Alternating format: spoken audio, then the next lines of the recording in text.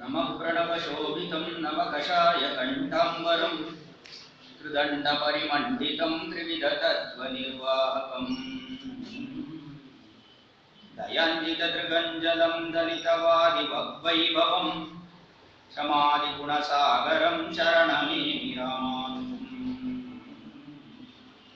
कषायशोभिकमनीयशिखानिवेशं दण्डद्रयोज्ज्वलकरं विमलोपवीतं युजद्दिने च दिवमुन्दसदुर्ध्वपुण्ड्रं रूपं तव स्तुयति राजदृशोर्ममग्रे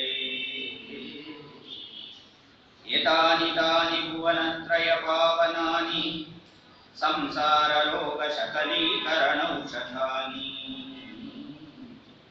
जिह्वातले मम लिखानि यथा शिलायां रामानुजेति चतुराण्यमृताक्षराणि பப்பமெனத்திகழ் பைங்கடலும் தன் பல்லவமே விரலும் பாவனமாகிய பைந்துவராடை பதிந்த மருங்கடம் முப்புரி நூலொடு முன் கையிலேந்திய முற்கோல் தன்னழகும் முன்னவர் தந்திடு மொழிகள் நிறைந்திடு முழுவன் நிலாவழகும் கற்பகமே விழி கருணை பொழிந்திடு கமல கண்ணழகும் காரிசுடன் கடல் சூடிய முடியும் கனநச்சித முடியும் எப்பொழுதும் எதிராசன் வடிவடவெந்திதயத்துளதால் இல்லை எனக்கெதிர் இல்லை எனக்கெதிர் இல்லை எனக்கெதிரே श्रीमत्यै विष्णुचित्तार्य मनोनन्दन हेतवे नन्दनन्दन सुन्दर्यै गोदायै नित्यमङ्गलम् श्रीमते रम्यजामातृमुनीन्द्राय महात्मने श्रीरङ्गवासिने भूयात् नित्यश्री नित्यमङ्गलम्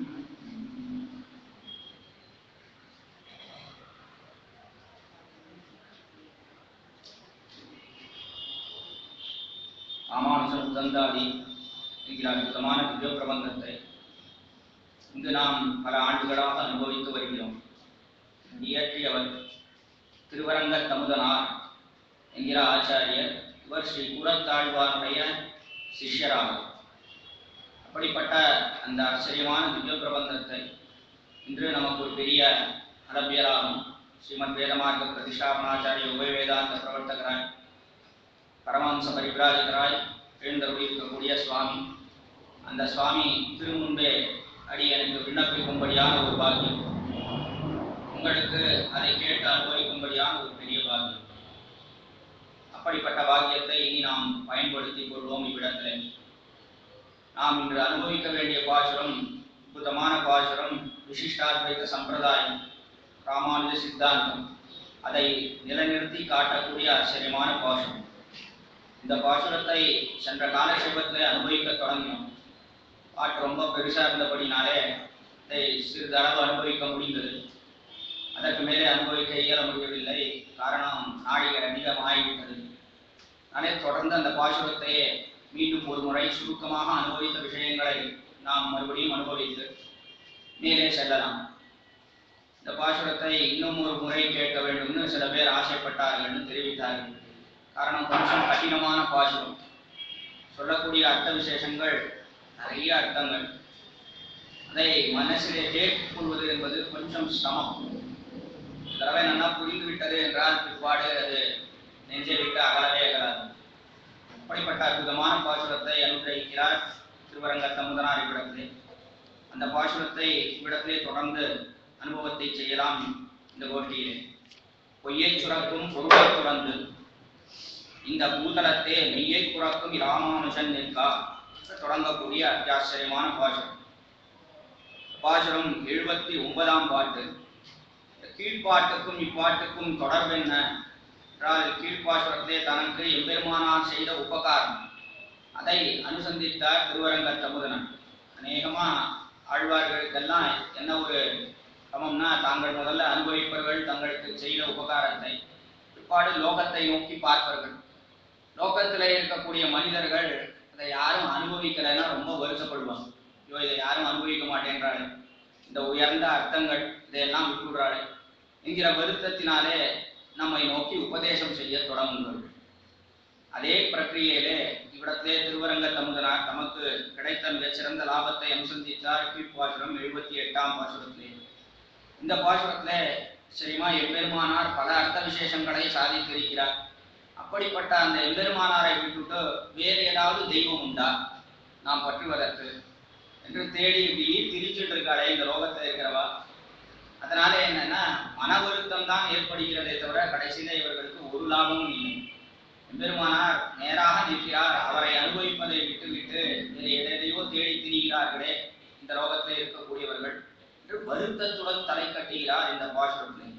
அப்படிப்பட்ட ஆச்சரியமான பாசுரம் தான் இந்த 79ஆம் பாட்டு. பாட்டை முதல்ல தெரிவிக்கிறேன். பொய்யை சுரக்கும் பொருளை துறந்து இந்த பூதலத்தே மெய்யை புறக்கும் இராமானுஜன் நிற்கா வேறு நம்மை உய்யக்கொள்ள வல்ல தெய்வம் இங்கு யாது என்று உணர்ந்து அவமே ஐயப்படா நிற்பர் வையத்துள்ளோர் நல் அறிவிழந்து. இந்த ஆச்சரியமான பாட்டு முதல்ல சுருக்கமா அர்த்தத்தை தெரிவிக்கிறேன். பொய்யை சுரக்கும் பொருளை துறந்து, பொய் அதை சுரக்கிறது, நிறைய தெரிவிக்கிறது. அப்படிப்பட்ட பொருள் அர்த்தத்தோடே கூடினது. எத்தனையோ இதர சம்பிரதாயம் மற்ற மதங்கள்லாம் நிறைய பொய்யை தெரிவிக்கிறது. ஏன் பொய்ன்னு சொல்றாரு இடத்துலனா, இதெல்லாம் வேதத்துக்கு விருத்தமான அர்த்தம். வேதம் சொல்வதையெல்லாம் சத்தியமான வார்த்தைகளை தவிர வேறல்ல. அதை ஒரு சமயம் கங்கை கரையிலே பல ரிஷிகள் அவர்களெல்லாம் திருடப்படுத்துகிறார்கள். ஈர வஸ்திரத்துடன் கூட தங்கள் கை இரண்டையும் தலைக்கு மேலே தூக்கி கொண்டு கங்கையிலே நீராடி அவர்கள் தெரிவிக்கிறார்கள், சத்தியம் சத்தியம் புனഃசத்தியம் உத்ருத்ய புஜமுச்சதே வேதாட்சாஸ்திரம் பரம் நாஸ்தி நதைவம் கேசவாத் பரம் என்பது அற்புதமான வார்த்தை. நம்முடைய பூர்வர்கள் பல இடங்களிலே எடுத்து காட்டுகிறார்கள். வேதத்தை காட்டிலும் இன்னைக்குமே ரிஷிகள் சொல்லுகிறார்கள் என்று சொன்னால் அது ஒரு காலத்தையும் பொய்யாக ஆகாது. அதுவும் அவர்கள் ஈரவஸ்திரத்தோட சொன்னார்கள்னா அது கட்டாயம் பொய்யாக ஆகாது. அதற்கு மேலே கை ரெண்டையும் தலைக்கு மேலே கூப்பின கைகளாக இருந்து கொண்டு தெரிவித்தார்கள் சொன்னார். அது ஒரு காலத்திலேயும் பொய்யாக இருக்கவே இருக்காது. அப்படி அவர்கள் கூப்பின கையோடே தெரிவிக்கிறார்கள், வேதாட்சாஸ்திரம் பரம் நாஸ்தி ந தெய்வம் கேசவாத் பரம். வேதத்தை காட்டிலும் வேறு ஒரு உயர்ந்த சாஸ்திரம் கிடையாது. இது ஒரு அர்த்தம். மற்றொரு அர்த்தம் என்னன்னா, மிகச்சிறந்த அர்த்தம், வேதாட்சாஸ்திரம் பரம் நாஸ்தி என்றால் வேதத்துக்குத்தான் சாஸ்திரம்னு பேரே தவிர மற்ற எதற்குமே சாஸ்திரம்னு பேர் கிடையாது. வேதம்தான் சாஸ்திரம், மற்ற எதுவும் சாஸ்திரமே அல்ல என்று அதற்கு ஆச்சரியமான பொருள் உரைக்கிறார்கள் நம்முடைய பூர்வர்கள். அதே போல ந தெய்வம் கேசவாத் பரம், தேவதைன்னு சொன்னா கேசவன் தான் தெய்வமே தவிர மற்றொரு வஸ்துவுக்கு தெய்வம்னே பேர் கிடையாது. ஏதோ உபச்சாரத்துக்காக எல்லாம் தேவதைகள் இந்திராதி தேவதைகள்னு சொல்லிட்டு இருக்கோமே தவிர தெய்வம்னு சொன்னா பெருமான் ஸ்ரீமன் நாராயணன் தான் தெய்வம் என்று அற்புதமாக ரிஷிகள் அறுதியிட்டு தெரிவிக்கிறார்கள். அதனாலே இந்த வேதத்தை ஒப்புக்கொள்ளாதவர்கள் அவர்கள் எல்லாம் நிறைய பொய்யான அர்த்தங்களை தெரிவிக்கிறார்கள். அல்லது வேதத்தை ஒப்புக்கொண்டு அதற்கு அபார்த்தம் தெரிவிப்பது, முறையில்லாத முறையிலே அர்த்தம் தெரிவிப்பது அவர்களுக்கு குதிருஷ்டிகள் என்று பெயர். திருஷ்டியிலே தோஷம், பார்வை சரியில்லை, அதனாலே ஒரு வஸ்துவை வேறு விதமாக பார்க்கிறார்கள். வேதம் அதை ஒப்புக்கொள்கிறார்கள், அது சத்தியம் என்று ஒப்புக்கொள்கிறார்கள். ஆனா அந்த பார்வை சரியில்லாதபடியினாலே அதிலே சொல்லப்பட்ட அர்த்தங்களுக்கெல்லாம் அபார்த்தத்தை தெரிவிக்கிறார்கள். வாக்கியர்கள் என்றால் வேதத்தை ஒப்புக்கொள்வதே கிடையாது. சின்னதா ஒரு திருஷ்டாந்தம் சொல்லணும்னா, இங்க மரம் இருக்கு, இங்க இருந்து பார்த்தா மரம். வேத வாக்கியர்கள் என்ன தெரிவிக்கிறார்னா, அங்கே மரம் என்பதே இல்லை என்று தெரிவிக்கிறார்கள். ஆனால் குதிருஷ்டிகள் எண்ணக்கூடியவர்கள் அவர்கள் எப்படி சொல்லுவார்கள்னா, அங்கு ஏதோ ஒரு வஸ்து இருக்கு, ஆனா அது மரம் அல்ல என்று தெரிவிப்பார்கள். தான் வித்தியாசம். ஆக அதை போலேதான் இவர்கள் இவ்விடத்திலே தெரிவிக்கிறார்கள். வேதத்தையே ஒப்புக்கொள்வதில்லை வாக்கியர்கள், அதற்கு புறம்பு, அதுக்கு வெளியிலே இருந்து அர்த்தங்களை எல்லாம் பார்க்கிறார்கள். வேதத்தை ஒப்புக்கொண்டு அதற்கு அபார்த்தம், சரியான அர்த்தங்களை தெரிவிப்பது கிடையாது. அவர்கள் குதிருஷ்டிகள், அத்வைதிகள். இவர்களை பார்க்கிறோம். அதை அற்புதமாக இந்த பாசுரத்தை காட்டுகிறார்கள். அவ்விடத்திலே திருவரங்கத்தமுதனார் எடுத்து காட்டுகிறார். அது சரியல்ல என்பதுதான் பொய்யை சுரக்கும் பொய்யை நிறைய தெரிவிக்கிறார்கள். பொருளை துறந்து, அந்த பொருளுக்கே அர்த்த விசேஷங்கள் அவற்றையெல்லாம் சுடுவோம், அதையெல்லாம் துறந்து பொய்யை சுரக்கும் பொருளை துறந்து இந்த பூதலத்தை, இந்த லோகத்திலே மெய்யை புறக்கும் இராமானுஜன், மெய்யையே சொல்லக்கூடிய இராமானுஜன் இருக்கா. அவர் எழுந்தருளி இருக்கும் காலத்திலே, இந்த லோகத்திலே இருக்கும் காலத்திலே வேறு நம்மை உயர் கொள்ள வல்ல தெய்வம் இங்கு யாது? வேறு ஏதாவது நமக்கு உஜ்ஜீவனத்தை உயர் கொள்ள வல்ல, நம்மை உஜ்ஜீவனத்தை, நமக்கு உஜ்ஜீவனத்தை கொடுக்கக்கூடிய தெய்வம் இங்கு யாது, இங்கு எது என்று இப்படி தேடி திரிகிறார்களே, அலைகிறார்களே, இது எதுக்காக புரியவில்லை என்று ஆச்சரியப்பட்டு தெரிவிக்கிறார். இங்கு யாது என்று உணர்ந்து, இங்கு யாது, இங்கு எது எது என்று அப்படியே சுத்தி திறந்து கடைசியில ஒன்றும் கிடைக்காமல் கடைசியில ரொம்ப கஷ்டப்படுகிறார்கள், வருத்தப்படுகிறார்கள். உணர்ந்து அவமே, அவமேனா வியர்த்தமே, வீணாக, அவமே வியர்த்தமாக, அவமே ஐயப்படா நிற்பர். அப்படியே சம்சயப்படுகிறார். பெருமானார்னு சொல்றாரு, ராமானுஜர்னு சொல்றாரு, இவர் தான் தகுந்த தேவதையா, நாம் இவரை பற்றினால் நமக்கு எல்லா நன்மையும் கிடைக்குமா, நமக்கு பரமபதம் கிடைக்குமா என்றெல்லாம் இப்படியே சுற்றி திரிகிறார்களே, அது சரியல்ல என்று காட்டுகிறார். இவ்விடத்தை ஐயப்படா நிற்பர். இப்படி சம்சயம் இப்படி ஏற்பட்டு கொண்டே இருக்கிறது. ஐயப்படா நிற்பர். ஐயத்துள்ளோர் நல்ல அறிவிழந்து, ஐயத்துள்ளோர் இந்த லோகத்திலே இருக்கக்கூடியவர்கள் நல்ல அறிவை இழந்து விடுகிறார்கள். அவர்கள் அறிவு வங்கி விடுகிறது, மழுகி போய் விடுகிறது என்று ஆச்சரியமாக இதற்கு அர்த்த விசேஷம் காட்டுகிறார். இனி வியாக்கியானம் புள்ளலோகம் ஜீயர் அற்புதமா வியாக்கியானம் செய்கிறார். அதை சுருக்கமாக பாட்டை எடுத்துக்கொண்டு இனி தெரிவிக்கிறேன். இவ்விடத்திலே பொய்யை சுரக்கும் பொருளை துறந்து, பொய் என்று அசத்தியம் நல்ல காட்டினார். பொய் என்றால் அது அசத்தியம், சத்தியமல்லாதது ஒன்று. சுரக்கும் பொருள் இத்தையே மேன்மேலும் உபபாதியா நிற்கிற வாக்கிய குதிருஷ்டிகளுடைய மத பிரக்கிரியை, இதையே மேலும் மேலும் சுரக்கும் பொருள், இதையே மேலும் மேலும் அவர் சொல்லிட்டே போறார். சுரக்கும்னா என்ன? சுரக்கிறது என்று தெரிவித்தால் நிறைய கொட்டல், பாலானது சுரக்குகிறது, பசுவினிடத்திலிருந்து பால் சுரக்கிறது. என்ன, இடையன் பாலை கறக்கிறான், நிறைய பாலை எடுத்து கொட்டுகிறது என்று பார்க்கிறோம். அதே போல என்னன்னா, இவர்களும் நிறைய அர்த்தங்களை சொல்லுகிறார்கள். என்ன அர்த்தம்னா எல்லாம் அசத்தியமான அர்த்தங்கள். அதனாலே தெரிவித்தார் இவ்விடத்திலே இத்தையே மேலும் மேலும் மேலும் மேலும் நிறைய கொட்டார். அதனாலே சுரக்கும் என்கிற சப்தத்தை இட்டு காட்டுகிறார் திருவரங்க தமுதனார் இவ்விடத்திலே. இத்தையே மேலும் மேலும் உபபாதியா நிற்கிறார். மேலும் மேலும் அதையே உபபாதிக்கிறார்கள், தெரிவிக்கிறார்கள். உபபாதியா நிற்கிறார். பாக்கிய குதிருஷ்டிகளுடைய மத பிரக்கிரியை, பாக்கியர்கள் வேதத்தை ஒப்புக்கொள்ளாதவர்கள், வேதத்திற்கு வெளியிலே இருக்கக்கூடியவர்கள் என்று அர்த்தம். குதிருஷ்டிகள் வேதத்தை ஏற்றுக்கொண்டு அதற்கு சரியான அர்த்தங்கள் சொல்லாதவர்கள். அப்படிப்பட்ட குதிருஷ்டிகளுடைய மத பிரக்கிரியை, அவர்களுடைய மதம் அதை சொல்லக்கூடிய அந்த அபிப்பிராயங்கள், மத பிரக்கிரியை அசன்னேவ சபவதி அசத்ருமேதி வேதசேத் என்கிறபடியே அஜ்ஞான அந்யதாஜ்ஞான விபரீத ஜான விஷயங்களை என்றபடி அவர்கள் எல்லாம் சொல்லக்கூடியது எப்படி இருக்குன்னா, அஜ்ஞானத்தாலே தெரிவிக்கிறார்கள். பிற்பாடு அந்யதாஜ்ஞானம், அதற்கு மேலே விபரீத ஜானம், இதனாலே தெரிவிக்கிறார்கள். அவர்கள்லாம் எப்படி இருக்கா? அசன்னேவ சபவதி அசத் பிரம்மேதி வேதசேத் அஸ்தி பிரம்மேதி வேச்சேதா சந்தவேதம் ததோ விது. வேதாந்த வாக்கியம். அசன்னேவ சபவதி, பிரம்மத்தை பற்றி சரியாக அறிந்து கொள்ளாதவன் அவன் எப்படின்னா அசத் என்று தெரிவித்தது வேதாந்தம். அவன் அசத்துனா அவன் இருந்தும் இல்லாததற்கு சமான். இருந்து என்ன பிரயோஜனம்? பிரம்மஞானம் இல்லாதவன் இருந்தும் இல்லை என்று சொல்ல வேண்டும் அவனை. அதை தெரிவிக்கிறது வேதாந்த வாக்கியம். அதே போல இவ்விடத்தை இவர்கள் எப்படி இருக்கா என்றால் என்கிறபடியே அஜ்ஞானம், அஜ்ஞானத்தோட கூடியிருக்கிறார்கள். அஜ்ஞானம், அதற்கு மேலே அந்யதாஜ்ஞானம். அந்யதாஜ்ஞானம்னா இதையே சென்ற காலக்ஷேபத்திலே தெரிவித்தேன், சுருக்கமா சொல்றேன். இவ்வளவு அந்யதாஜ்ஞானம் விபரீத ஜானம்னா, அந்யதாஜ்ஞானம்னா ஒரு வஸ்துவினுடைய குணத்தை மாறாடி நினைப்பது, அதற்கு அந்யதாஜ்ஞானம் என்று பெயர். ஒரு வஸ்துவிற்கு திருஷ்டாந்தம் எப்பொழுதும் இதைத்தான் தெரிவிப்பார்கள் நம்முடைய பூர்வர்கள். ஒரு சங்கு இருக்கிறது, அந்த சங்குனுடைய நிறம் அது வெள்ளை அல்ல. இதுமே சங்குன்னா அநேகமா வெள்ளையாத்தான் இருக்கு. அந்த சங்குனுடைய நிறம் வெள்ளை அல்ல, அது மஞ்சள் என்று தெரிவிப்பனையானால் அது அந்யதாஜ்ஞானம். அது அந்த ஞானம் சரியல்ல. காரணம் என்ன? அந்த சங்கை ஒற்றுக்கொள்கிறான் ஒருத்தன், ஆனா அதனுடைய குணம் இருக்கே, நிறம் என்பது அதனுடைய குணம், இந்த குணத்தை மாறாடி நினைக்கிறானே, அதற்கு அந்யதாஜ்ஞானம் என்று பெயர். விபரீத ஞானம் என்று தெரிவித்தால் அந்த வஸ்துவையே மாறாடி நினைப்பது. அந்த குணி என்று சொல்லக்கூடிய அந்த வஸ்து இருக்கே, தர்மி என்று தெரிவிப்பது. அந்த தர்மியையே மாறாடி நினைப்பது. வஸ்து ராத்திரியில ஒரு தன் வருகிறான், வந்தா அங்க ஒரு கயர் கிடக்கு. அந்த கயரை பார்த்து என்ன நினைக்கிறான்னா, ஒரு பாம்பு இருக்குன்னு நினைச்சு பாம்பு பாம்பு பாம்புன்னு கருது. ஆனா அங்க இருக்கக்கூடியது வெறும் கயர். இந்த கயரை பார்த்து பாம்பு என்று நினைத்து தெரிவிக்கிறானே, அதற்கு விபரீத ஞானம் என்று பெயர். வஸ்துவை மாறாடி நினைப்பதற்கு விபரீத ஞானம் என்றும், அதற்கு மேலே அந்த வஸ்துவினுடைய குணத்தை மாறாடி நினைப்பதற்கு அந்யதா ஞானம் என்றும் பெயர். அடிக்கடி தெரிவிக்கிறார்கள் நம்முடைய பூர்வர்கள். அதை காட்டுகிறார் இவ்விடத்தே. அஜ்ஞானம், அதற்கு மேலே அந்யதா ஞானம், அதற்கு மேலே விபரீத ஞானம், இதெல்லாம் வந்து சேருகிறது. விபரீத ஞான விஷயங்களை என்றபடி இதை மேலும் மேலும் தெரிவிக்கிறார்கள்.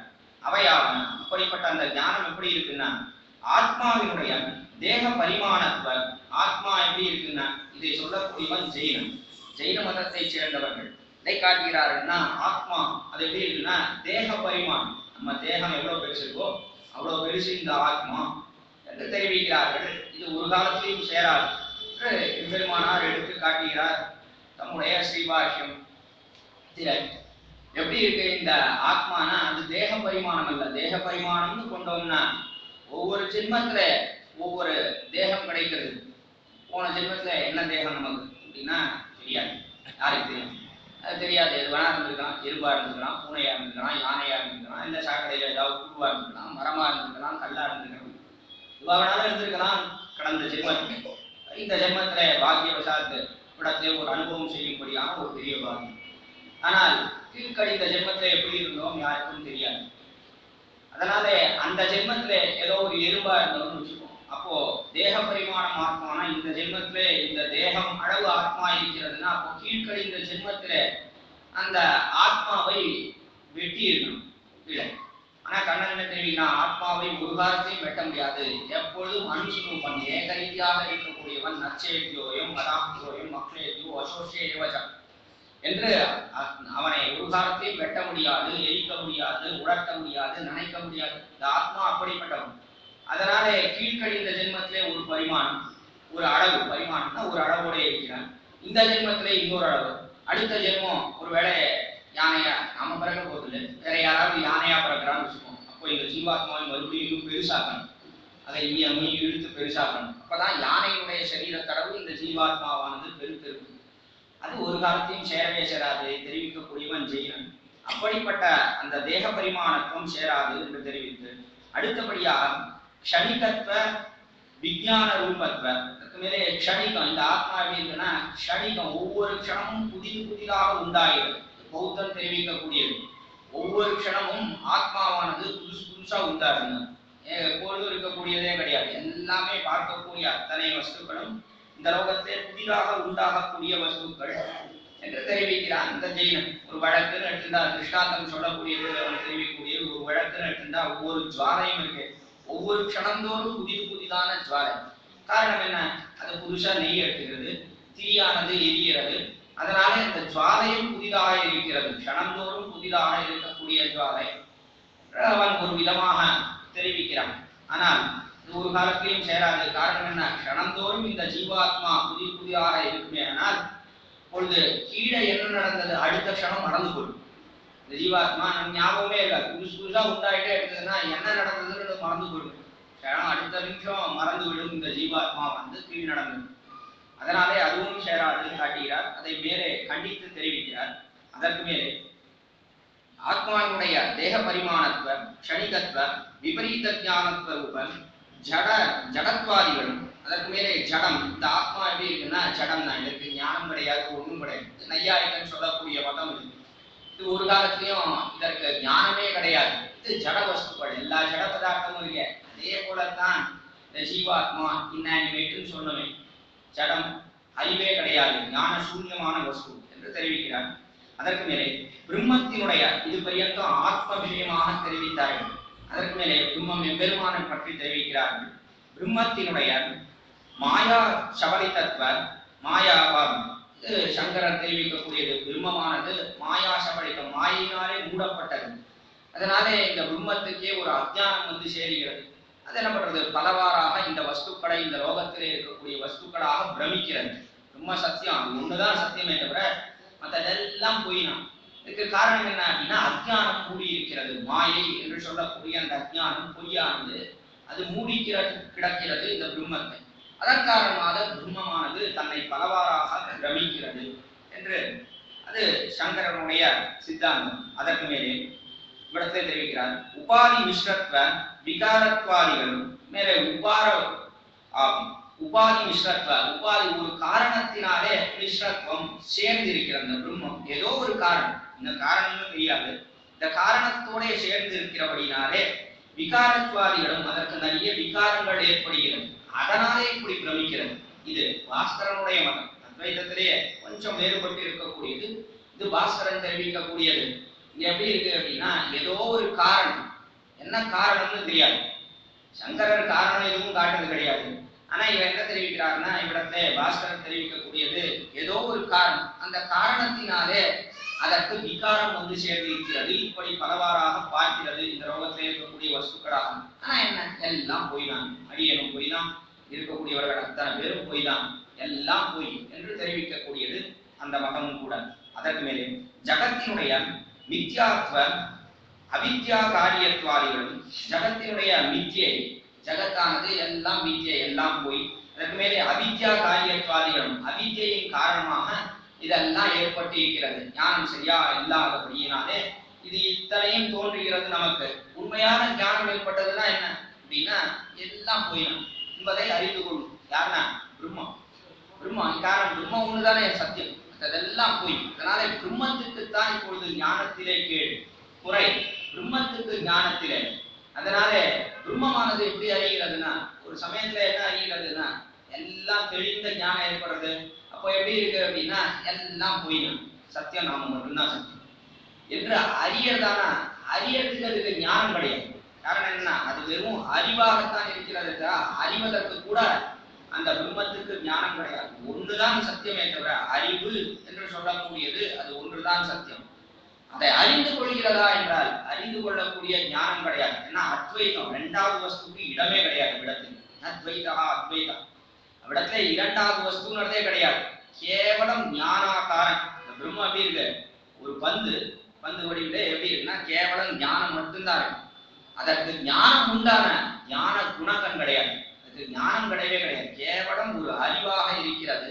அவ்வளவுதானே தவிர வேறொன்று கிடையாது என்பது அத்வைத மதம். அது ஏற்றுக்கொள்ளத்தக்கதல்ல மேலே கண்டித்து அற்புதமா தெரிவிக்கிறார். அதற்கு மேலே அன்றிக்கு இதற்கு மற்றொரு விதமாகவும் அர்த்தம் தெரிவிக்கிறான். எது பொய் என்றால் தெரிவிக்கிறார். பொய்யை சுரக்கும் பொருளை என்று விட நாசதோ வித்யதே பாவகா என்கிறபடியே உற்பத்தி விநாசாதி லோகத்தாலே அசப்த வாச்சியமான தேகத்தை இது எப்படி இருக்குன்னா, இந்த உற்பத்தி விநாசம் இது உண்டாது மறுபடியும் இது அழிகிறது. இதுதானே இருக்கு. சரீரமானது பிறக்கிறது, மறுபடியும் மரணத்தை அடைகிறது, மறுபடியும் பிறக்கிறது, மரணத்தை அடைகிறது, புனரப்பி மரணம், புனரப்பி சரணம் என்று மறுபடியும் மறுபடியும் பிறந்து பிறந்து உயிரை விடுகிறது என்று பார்க்கிறோம். அப்படிப்பட்ட உற்பத்தி விநாசாதிகளாலே இடத்தை அசத் சப்த வாச்சியமான தேகத்தை, அசத் சப்த வாச்சியம் இந்த தேகம் இருக்கு, இது அசத் என்கிற சப்தத்தாலே, சத்து என்றால் ஆத்மாதான் சத்து, அதுதான் அறிவோடை கூடியது, எல்லாவற்றையும் அறிந்து கூறுகிறது. இது என்ன என்றால் இது அசத், இது ஒரு காலத்திலையும் சத்தல்ல என்று பார்க்கிறோம். அப்படிப்பட்ட தேகத்தை ஜென்ம பரம்பரையாலே மேன்மேலும் உண்டாக்கும். ஜென்ம பரம்பரை பிறந்து பிறந்து பிறந்து என்ன ஏற்படுறதுன்னா அஜ்ஞானம் மேலும் மேலும் நமக்கு ஏற்படுகிறது. அஜ்ஞானத்தின் காரணமாக தேகாத்மாபிமானம் ஸ்வஸ்வாதந்திரியம் தொடக்கமான அர்த்தங்களை என்றுமான் தேகாத்மாபிமானம் என்ன நினைக்கிறான் என்றால் இது ஒரு பொய்யான அர்த்தம். இதுவும் பொய். எது பொய்னா தேகமே ஆத்மா என்று நினைக்கக்கூடியதற்கு இதுவும் பொய். அதே போல மற்றொன்று என்ன என்றால் தேகமே ஆத்மா என்றும் அதற்கு மேலே ஸ்வஸ்வாதந்திரியம் தொடக்கமான சுவாதந்திரியம், இந்த ஆத்மான்னு ஒண்ணு உண்டு, தேகம் வேறு ஆத்மா வேறு. ஆனா இந்த ஆத்மா எப்படி இருக்குன்னா சுதந்திரனாக இருக்கிறான். அவன் யாருக்கும் அடியமல்ல. எம்பெருமானுக்கு அடிமை என்று சொன்னால் அதெல்லாம் கிடையாதுதான். இவன் சுதந்திரன், தன் இச்சையினாலே காரியம் செய்யக்கூடியவன். அவன் எப்படி வேண்டுமானாலும் காரியம் செய்யலாம் என்று நினைக்கிறானே ஒருத்தன். அப்படிப்பட்ட பொய், இந்த பொய்யையும் நிறைய பேர் தெரிவித்துக் கொண்டே இருக்கிறார்கள். பொய்யை சுரக்கும் அப்படிப்பட்ட பொருளை சுரந்து அதையெல்லாம் அடியோட போக்கினார் சுவாமி எம்பெருமானார் இடத்தை எடுத்து காட்டுகிறார். அதுக்கு மேலே பொய்யை துறந்து இப்படிப்பட்ட அசத்தியமான அர்த்தங்களை திருநாராயணபுரத்திலேயும் சரஸ்வதி பாண்டாகாரத்திலேயும் இப்படிப்பட்ட அசத்தியமான அர்த்தங்களை எல்லாம் திருநாராயணபுரத்திலே அவ்விடத்திலே எழுந்தபடியிருந்த காலத்திலே எம்பெருமானார் அவர் பலபடியாக அதையெல்லாம் கண்டித்தார், போக்கினார். அத்தனை பேர் ஜெயினர்கள் அத்தனை பேரையும் திருத்தினார்கள். எம்பெருமானார் அவ்விடத்திலே இந்த பொய்யான அர்த்தங்களை சொல்லக்கூடிய ஜெயினர்கள் எத்தனையோ பேர், அவர்களை எல்லாம் திருத்தினார். ராஜாவே விஷ்ணுவர்தனன் என்று பெயரை மாற்றி அவனை திருத்தினான். ஜெயின ராஜாவை அவனுடைய சகாயத்தை கொண்டுதான் டெல்லியிலே இருக்கக்கூடிய செல்லப்பிள்ளை இந்த உற்சவ மூர்த்தியை எழுந்தருள பண்ணி கொண்டு வந்தார்னு அற்புதமான புத்தாந்தம் பார்க்கிறோம் இடத்திலே. ஆக இப்படி திருநாராயணபுரத்திலே அவர்களை எல்லாம் கண்டித்தார். அதற்கு மேலே சரஸ்வதி பாண்டாகாரத்திலும், சரஸ்வதி பாண்டாகாரம் காஷ்மீரத்திலே இருக்கக்கூடிய இடம், அவ்விடத்திலே சென்று ஏற்கனவே வியாசனுடைய பிரம்மசூத்திரத்துக்கு போதாயனன் என்கிற மகரிஷி அவர் ஒரு வியாக்கியானம் அவர் எழுதியிருந்தார். அந்த வியாக்கியானத்தை அவ்விடத்திலே சென்று எம்பெருமானாரும் அவருடைய சிஷ்யரான ஸ்ரீ கூரத்தாழ்வான் அவ்விடத்திலே சென்று அதை நன்றாக கடாட்சித்து பிற்பாடுதான் எம்பெருமானார் திருவரங்கத்துக்கு எழுந்தோடி ஸ்ரீபாஷ்யம் அருளி செய்தார் என்பது பிரசித்தமான விருத்தாந்தம். அதனாலே அவ்விடத்திலே சென்று அந்த அர்த்த விசேஷங்களை எல்லாம் பார்த்துத்தான் பிற்பாடு கண்டித்தார். பல மதங்களை கண்டிக்கிறார் நம்முடைய ஸ்ரீபாஷ்யத்திலே என்று பார்க்கிறோம். அப்படிப்பட்ட ஆச்சரியமான விருத்தி நம்முடைய சுவாமி எம்பெருமானார்னு காட்டுகிறார். அந்த பொருளை துறந்து அவர் செய்த காரியம் என்ன அதை தெரிவிக்கிறார். ஓவாச சக்ஷுர் இதஞ்சயேதபி புரஸ்ஸாட்டோபக்ம் தர்க்கச்சகா சாஸ்திர விராகம் பிரதான சாதோஷு வாதேஷு நம என்கிறபடியே ஸ்ரீ வேதாந்த தேசிகனுடைய எதிராஜ சப்தத்திலே இருக்கக்கூடிய ஸ்லோகம் என்கிறபடியே கரைகட்டா தன்னுடைய அர்த்தத்தை தாமே எடுத்து காட்டுகிறார். இடத்திலே கரைகட்டா காவேரி போலே தடையற பெருகி வருகிறார். எப்படி இருக்குன்னா கரைகட்டா காவேரி, காவேரினானது நல்லா வெள்ளம் பெருக்கெடுத்து ஓடிட்டு என்று சொன்னால் அது எப்படி இருக்கிறதுன்னா கரை கட்டவே முடியாது, எல்லாத்தையும் பக்கத்துல இருக்கிறதெல்லாம் அழித்து விடுகிறது. அப்படி பெருகி வருகிறார். சதர்த்தங்களாலே நல்ல அர்த்தங்களாலே பாக்கிய குதிருஷ்டிகளுக்கு கண்விழிக்க ஒண்ணாதபடி அவர்களோட பகுமுகமாக பிரசங்கித்து பாக்கிய குதிருஷ்டிகள் பாக்கியங்கள் வேதத்தின் அருகே வராதவர்கள், குதிருஷ்டிகள், வேதத்தை ஏற்றுக்கொண்டு அபார்த்தம் தெரிவிக்கக்கூடியவர்கள். அப்படிப்பட்ட 2 பேருக்கும் குருஷ்டிகளுக்கும் கண்விழிக்க உண்ணாதபடி, கண்ணை திறந்து பார்க்க முடியாதபடியாக பலபடியாக அவர்களோட பகுமுகமாக பிரசங்கித்து பலபடியாக அவர்களுடைய அர்த்த விசேஷங்களை எல்லாம் வாதாடி ஜெயித்து அவர்களை எல்லாம் எத்தனையோ பேரை ஜெயித்தார் எம்பெருமானார் என்றெல்லாம் நாம் பார்க்கிறோம். விதமான வாக்குவாதங்கள்லாம் நடந்திருக்கு. யஜ்ஞமூர்த்தி என்பவன் வடதேசத்திலிருந்து எழுந்தருளினான். அவனோடு கூட 17 நாள் வாதம் செய்து பிற்பாடு அவனை ஜெயித்து அருளாள பெருமாள் எம்பெருமானார் என்று அவருக்கு பேர் கொடுத்து பிரசித்தமான 74 சிம்மாசனாதிபதிகளிலே அவரையும் ஒருத்தராக ஆக்கினார் எம்பெருமானார் என்பது சரித்திரம். அதை பார்க்கிறோம். அதற்கு மேலே ஸ்ரீ பராசர பட்டர் எழுந்தருளி நஞ்சியரை ஜெயித்தார். இடத்திலே மேல்நாட்டிலே வேதாந்தி என்கிற நஞ்சியர் தர்சனத்துக்கு சடாசம் விற்று மேலே வீற்றிருந்தார். அப்படிப்பட்டவரை ஜெயித்தார் என்பது சம்பிரதாயம். அதை பார்க்கிறோம். ஆக இப்படி பகுமுகமாக பிரசங்கித்து சரீரமே ஆத்மாவாகி இந்த மிருத சரீரத்திலும் சைதன்யம் உண்டாக வேண்டி வரும் என்றும், சரீரமே ஆத்மா என்று சொன்னால் இது சார்வாக்கன் சொல்லக்கூடியது. எல்லாம் ஆத்மான்னு ஒண்ணு கிடையவே கிடையாதுங்க. சரீரம் தான் ஆத்மா, ஆத்மா ஆத்மான்னு சொல்றேன். அதெல்லாம் ஒன்றும் தனிப்பட்ட ஆத்மான்னு ஒண்ணு கிடையாது. சரீரமே ஆத்மா என்று தெரிவிக்கிறான். அப்படி சொன்னால் என்ன குற்றம் ஏற்படும் தெரிவிக்கிறார். சரீரமே ஆத்மாவாகில் மிருத சரீரத்திலும் சைத்தன்யம் உண்டாக வேண்டி வரும் என்றும், மிருத சரீரம் செத்து போய் கீழே உண்டுருக்கே அந்த சரீரம், அதுலேயே என்ன இருக்கணும்னா ஞானம் இருக்கணும். அது எப்படி இல்லாமல் போகும்? அது சரீரமே ஆத்மான்னு சொன்னா அப்பொழுது என்ன ஏற்படும் அப்படின்னா, நெருப்பு வச்சா ஐயோமான அடரணும் அந்த சரீரம், அடரிட்டு எழுந்து ஓடணும். அதெல்லாம் பார்க்கணும் நம்ம இடத்துல. ஆனால் ஆத்மா வெளியில போயிடப்படினால்தான் இந்த சரீரத்திலே ஒன்றுமே இல்லாமல் போய்விடுகிறது, ஞானம் இல்லாமல் போய்விடுகிறது பார்க்கிறோம். அதற்கு மேலே ஆத்மா க்ஷணிகமாகி பூர்வக்ஷண அனுபூதங்களான சுகதுக்கங்களுக்கு உத்தரக்ஷணத்தில் இந்த பிரதிசந்தானம் வாராமல் போக வேண்டி வரும் என்றும் அடுத்தபடியே தெரிவிக்கிறார். ஆத்மா க்ஷணிகத்துவம், புதிதாக ஆத்மா உண்டாகிறது. ஒரு க்ஷணம் இருக்கக்கூடிய ஆத்மா அடுத்த க்ஷணம் இல்லை, அடுத்தது புதுசா இன்னொரு ஆத்மா வரும். இப்படி மாறி மாறி வந்தே இருக்கு என்று தெரிவித்தால் என்ன தோஷம் ஏற்படும்னா, கீழே தெரிவித்துட்டேன், கீழ் நடந்தது எதுவுமே ஞாபகம் இருக்காது, எல்லாம் மறந்து போயிடும். அப்படி ஞாபகம் இருக்கும், இதான் புது ஆத்மாச்சு. புது ஆத்மாவுக்கு பழைய ஆத்மாவுடைய வாசனை வருமா, இல்ல அது என்ன பண்ணி திருநட்டி இதுக்கு தெரியுமா? இது தெரியாது. ஒவ்வொரு க்ஷணமும் மறதி ஏற்பட்டு கொண்டே இருக்கும். ரொம்ப சௌரியம் தான், எதையுமே ஞாபகம் வச்சுக்க வேண்டாம். ரொம்ப சௌரியம், ஒண்ணுமே நிலைச்சு நிற்காது.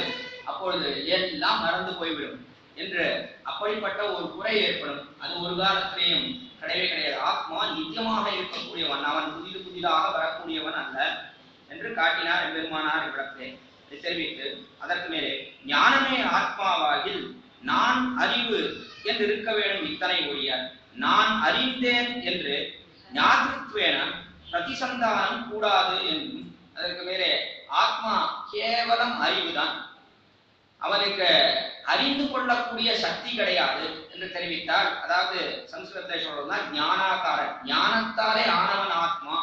அவன் ஞான குணகன் அல்ல, அவனுக்கு ஞானம் குணம் கிடையாது, கேவலம் தர்மீபூத ஞானம் என்று தெரிவிப்பார்கள். இந்த ஆத்மா எதாவது ஆனது, எல்லா வஸ்துக்களும் ஏதாவது ஒன்னாலே ஆனது என்று தெரிவிக்கிறோம்.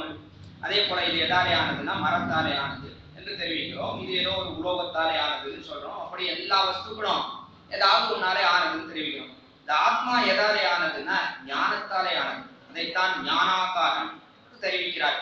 அதற்கு மேலே இந்த ஆத்மாவுக்கு ஞானமும் உண்டு, அதற்கு தர்மபூத ஞானம்னு பேர். அது எப்படி இருக்கிறது என்றால் அதை ஞான குணகன் என்று தெரிவிக்கிறார். ஞானமே வடிவெடுத்தவன், அவனுக்கு குணம் என்னன்னா ஞானம்தான் குணம். அதனாலேதான் என்னன்னா அனுகேஷ ஆத்மான்னு ஒரு சின்ன அணுவளவு இருந்தாலும் கூட காலிலேயோ தலையிலேயோ எங்கேயாவது ஒரு வேதனை ஏற்பட்டது, வலி ஏற்பட்டதுன்னா உடனே ஆத்மா அறிந்து கொள்ளும். எதாலே அறிகிறான்னா தர்மபூத்த ஞானத்தாலே அறிகிறான். அவருடைய ஞானம் சரீரம் முழுவதும் வியாபித்திருக்கிறது. இந்த வியாபித்திருக்கிறபடினாலே அதை அறிந்து கொள்கிறான். சரீரம் முழுவதும் ஆத்மான்னு சொன்னா கீழே தெரிவிச்சுட்டேன், என்ன குற்றம் வரும்னா அதை வெட்ட வேண்டி வரும் இந்த ஆத்மாவும். அது ஒரு காலத்திலையும் சேராது. அதனால அந்த மதத்தை சேர்ந்தவர் என்ன சொல்றாருன்னா, காலிலேயோ தலையிலையோ வலி ஏற்பட்டா சரீரம் முழுவதும் ஆத்மா இருந்தா தானே வலியை அறிய முடியும், இல்லைன்னா எப்படி அறிய முடியும் என்று கேட்கிறார்கள். அது சரியல்ல, அறிந்து கொள்ளலாம். எப்படி அறியலாம்னா இவனுக்கு ஞானம் இருக்கிறது.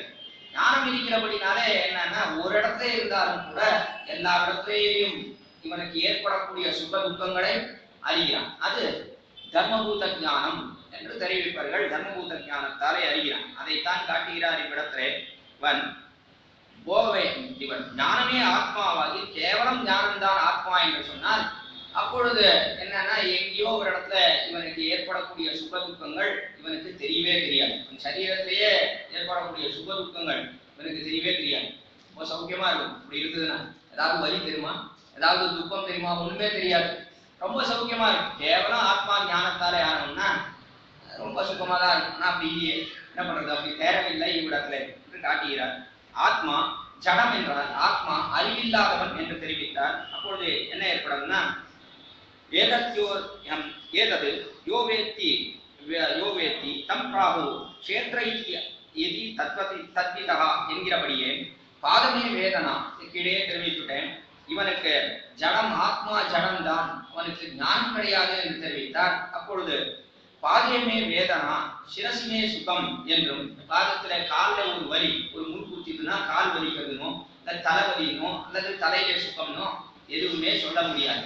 காரணம் என்னன்னா கேவலம் ஜடம்னா ஆத்மாவுக்கு அறிவே கிடையாது என்றால் எப்படி சொல்ல முடியும், எதுவுமே சொல்ல முடியாதுனால என்று. அதற்கு மேலே விஞ்ஞான கணா என்று வேதாந்த வாக்கியத்தை எடுத்துக்காட்டார். என்று ஞானஸ்வரூபமாக சொல்லக்கூடாது என்றும் விஞ்ஞான கணான்னு சொல்லியிருக்கு. ஞானத்தோட கூடினவன், கனமான ஞானத்தோட கூடினவன் இந்த ஆத்மான்னு தெரிவித்திருக்கிறபடினாலே ஒரு காலத்திலும் அது சேராதுன்னு காட்டினார். அதற்கு மேலே பிரம்மம் மாயா சபரிதமானாலும், பிரம்மமானது மாயினாலே மூடி இருந்தாலும் அப்பொழுது என்ன ஏற்படும்னா நிஷ்கலம், நிஷ்கிரியம், சாந்தம், நிரவத்தியம், நிரஞ்சனம் என்கிறபடியே நிர்மலா ஆனந்திக ஸ்வரூபமாகையாலே எப்படி இருக்கான் இந்த பிரம்மமானது, எப்படி இருக்குன்னா இந்த பிரம்மமானது நிஷ்கலம், அது ஒரு களங்கமும் இல்லாமல் இருக்கிறது. அதற்கு மேலே நிஷ்கிரியம், அது எந்த காரியமும் செய்ய வேண்டிய அவசியமே கிடையாது. நினைத்த மாத்திரத்துல எல்லாம் ஏற்பட்டு விடுகிறது அந்த பிரம்மத்துக்கு. நிஷ்கிரியம், சாந்தம், அதற்கு மேலே யோஜனை அற்றது, ஒரு யோசித்து ஒரு காரியம் செய்ய வேண்டும் என்பது கிடையவே கிடையாது. அதற்கு மேலே நிரவத்தியம், அவத்தியம் கிடையாது, ஒரு குறை கிடையாது. நிரஞ்சனம் என்றால் பற்றற்றது, பிரம்மத்துக்கு பற்றே கிடையாது. அஞ்சனம்னா கீழே தெரிவித்தேன் சென்ற காலட்சேபத்திலே. அஞ்சனம்னா மையானது பற்றுகிறதே, அதை போலே பற்று கிடையாது. ஒவ்வொருத்தர இடத்துல ஒவ்வொரு பற்று உண்டானா எதுவுமே கிடையாது. எல்லாம் ஏகரீதியாக இருக்கக்கூடியது பிரம்மத்துக்கு என்று இது வேதாந்த வாக்கியம் என்கிறபடியே நிர்மல ஆனந்திக ஸ்வரூபனாகையாலே நான் ஜீவன் என்றும் ஈஸ்வரன் என்றும் பிரமிக்க கூடாது என்றும். அப்படி இந்த வேதாந்த வாக்கியம் எதை தெரிவிக்கிறதுனா ஒரு களங்கம் கிடையாது, ஒரு தோஷமும் மற்றது இந்த பிரம்மம்னு சொன்னா அப்பொழுது ஏதோ ஒரு மாயினாலே மூடப்பட்டதுன்னா அது தோஷம், அது தோஷம். அது எங்கேயாவது அப்படி மூடி இருந்து அதனாலே பிரமிக்கிறது இந்த பிரம்மமானது பலவாறாக பல வஸ்துக்களாக இந்த லோகத்துல இருக்கக்கூடிய வஸ்துக்களாக பிரம்மமானது பிரமிக்கிறதுன்னு சொன்னா அப்பொழுது அது குறைதான். இந்த வேதாந்த வாக்கியத்துக்கு இது விருத்தமாக சொல்லக்கூடிய அர்த்தம்னு அதை எடுத்து காட்டுகிறார். இடத்தை ஈஸ்வரனும் பிரமிக்க கூடாது என்றும், அப்படி பிரமித்தால் அப்படி பிரமம் ஏற்பட்டது என்று சொன்னால் என்ன ஏற்படும்னா ஏகோ தேவர் சர்வபூத கூட பூதேஷு கூடஹா என்கிறபடியே ஏகோ தேவஹா ஒருத்தன் தான் தேவன், படிப்பட்டவன் சர்வபூதேஷு கூடஹா என்று எல்லா வஸ்துக்களிடத்தையும் மறைந்து இருக்கிறான், கூடாக மறைந்து வர்த்திக்கிறான் என்கிறபடியே அத்விதீயனாக ஆனவனுக்கு பிரம நிவர்த்தகர் இல்லாமையாலே ஏகோ தேவஹா என்று சொல்லுகிறபடினாலே ஒருத்தன் தான் பரம்பொருள். அப்படின்னா அறப்பெரியவனாக இருக்கிறான், அவனுக்கு எந்த குறைபாடும் கிடையாது, அறப்பெரியவனாக இருக்கிறான் என்று தெரிவித்தால் அப்படிப்பட்ட அறப்பெரியவனுக்கு ஒரு குறை, ஒரு மாயை என்று ஒன்று மூடித்துன்னு சொன்னா அதை போகிறவா யார்? பெருமானார் அத்தான் கேட்கிறார். அதை போகிறதுக்கு யாரோ ஒருத்தர் இருக்கணும் முடியும். யாரோ ஒருத்தர் பெரியவர்னு சொல்றோம், அவருக்கு ஏதோ ஒரு கஷ்டம் ஏற்படுறது அப்படின்னா அந்த கஷ்டத்தை போக்குறவருக்கு போக்கக்கூடியவன் அவரை காட்டும் பெரியவனாரு. அவனுக்கு ஏதோ அதெல்லாம் போகிறதுக்கு வழி தெரிஞ்சிருக்கும் தானே. பார்க்கிறோம், நமக்கு ஏதோ ஒரு கஷ்டம் ஏற்படுறதா என்ன பண்றோம், ஒரு வைத்திய இடத்துல சென்று நீக்கிறோம். சரீரத்துல ஏதோ ஒரு கஷ்டம்னா ஒரு வைத்திய இடத்துல சென்று நீக்கிறோம். இல்லை மனசளவுல ஏதோ கஷ்டம்னா ஒரு ஜோசியன் இடத்துல போய் நிற்கிறோம். ஏன்னா ஏதோ ஒரு பரிகாரம் சொல்றான், ஏதோ ஒண்ணு அதை போக்கக்கூடியவன் ஒருத்தர் இருக்க வேண்டும். நம்மை காட்டும் ஞானத்திலே சக்தியிலே உயர்ந்தவன் ஒருத்தர் இருக்க வேண்டும். பிரம்மம் அறப்பெரியது என்று தெரிவித்த பிற்பாடு அதற்கு ஏற்பட்டக்கூடிய அந்த மாயை அவித்தியை போக்கக்கூடியவர் யார்? அதைத்தான் இவ்விடத்துல கேட்கிறார்.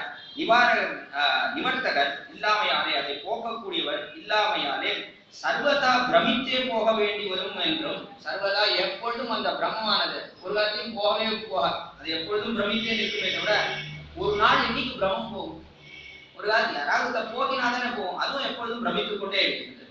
அது யார் போக்குவா அந்த பிரம்மத்தை என்றால் யாரும் போக முடியாது, அது அப்படியேதான் பிரம்மத்தோட கூடி எப்பொழுதும் இருக்கும் என்பதுதான் ஏற்படுமே தவிர இந்த பிரம்மம் போகவே போகாது.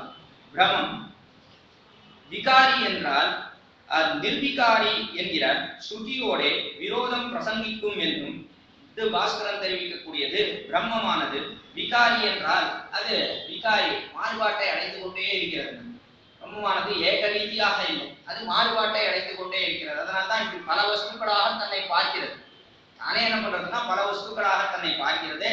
இது அதற்கு ஏற்படக்கூடிய விகாரம் என்று அவன் தெரிவிக்கிறான் பாஸ்கரன். அது ஒரு காலத்தையும் சேராது. ஏன் அப்படின்னா அவிகாராய சுத்தா, சுத்தா என்று வேதாந்த வாக்கியம். அவிகாரி, அவனுக்கு விகாரமே கிடையாது, ஏக ரீதியா இருக்கிறான் அந்த பெருமான், அவனுக்கு விகாரம் கிடையாது என்கிற ஸ்ருதியோட இது விரோதம் பிரசங்கிக்கும் என்றும் அவர்களை குறித்து பகுமுகமாக பிரதிகூல தர்க்கங்களை சொல்லி அவர்களை சிக்ஷித்து பராஜிதராக்கி அவர்களை குறித்து நிறைய அர்த்த விசேஷங்களை எல்லாம் சொல்லி அதற்கு மேலே அவர்களை பராஜிதராக்கி அவர்களை எல்லாம் தோல்வி அடையும்படியாக செய்து இந்த மகா பிருத்திவியிலே இருக்க கூடாமல் கடலிலே புகும்படி ஓட்டுவித்து அவர்கள்லாம் இந்த மகா பிருத்திவி இந்த பெரிய லோகத்திலே இந்த பூலோகத்திலே இருக்க முடியாதபடியாக அவர்களை எல்லாம் கடலிலே துரத்தி என்று தெரிவிக்கிறார். ஓட்டுவித்து எங்க இருக்குன்னா பொய்யை சுரக்கும் பொருளை துறந்து இந்த பூதலத்தே என்று தெரிவிக்கிறார். துறந்து அவர்களை எல்லாம் துரத்தி அடித்தார்.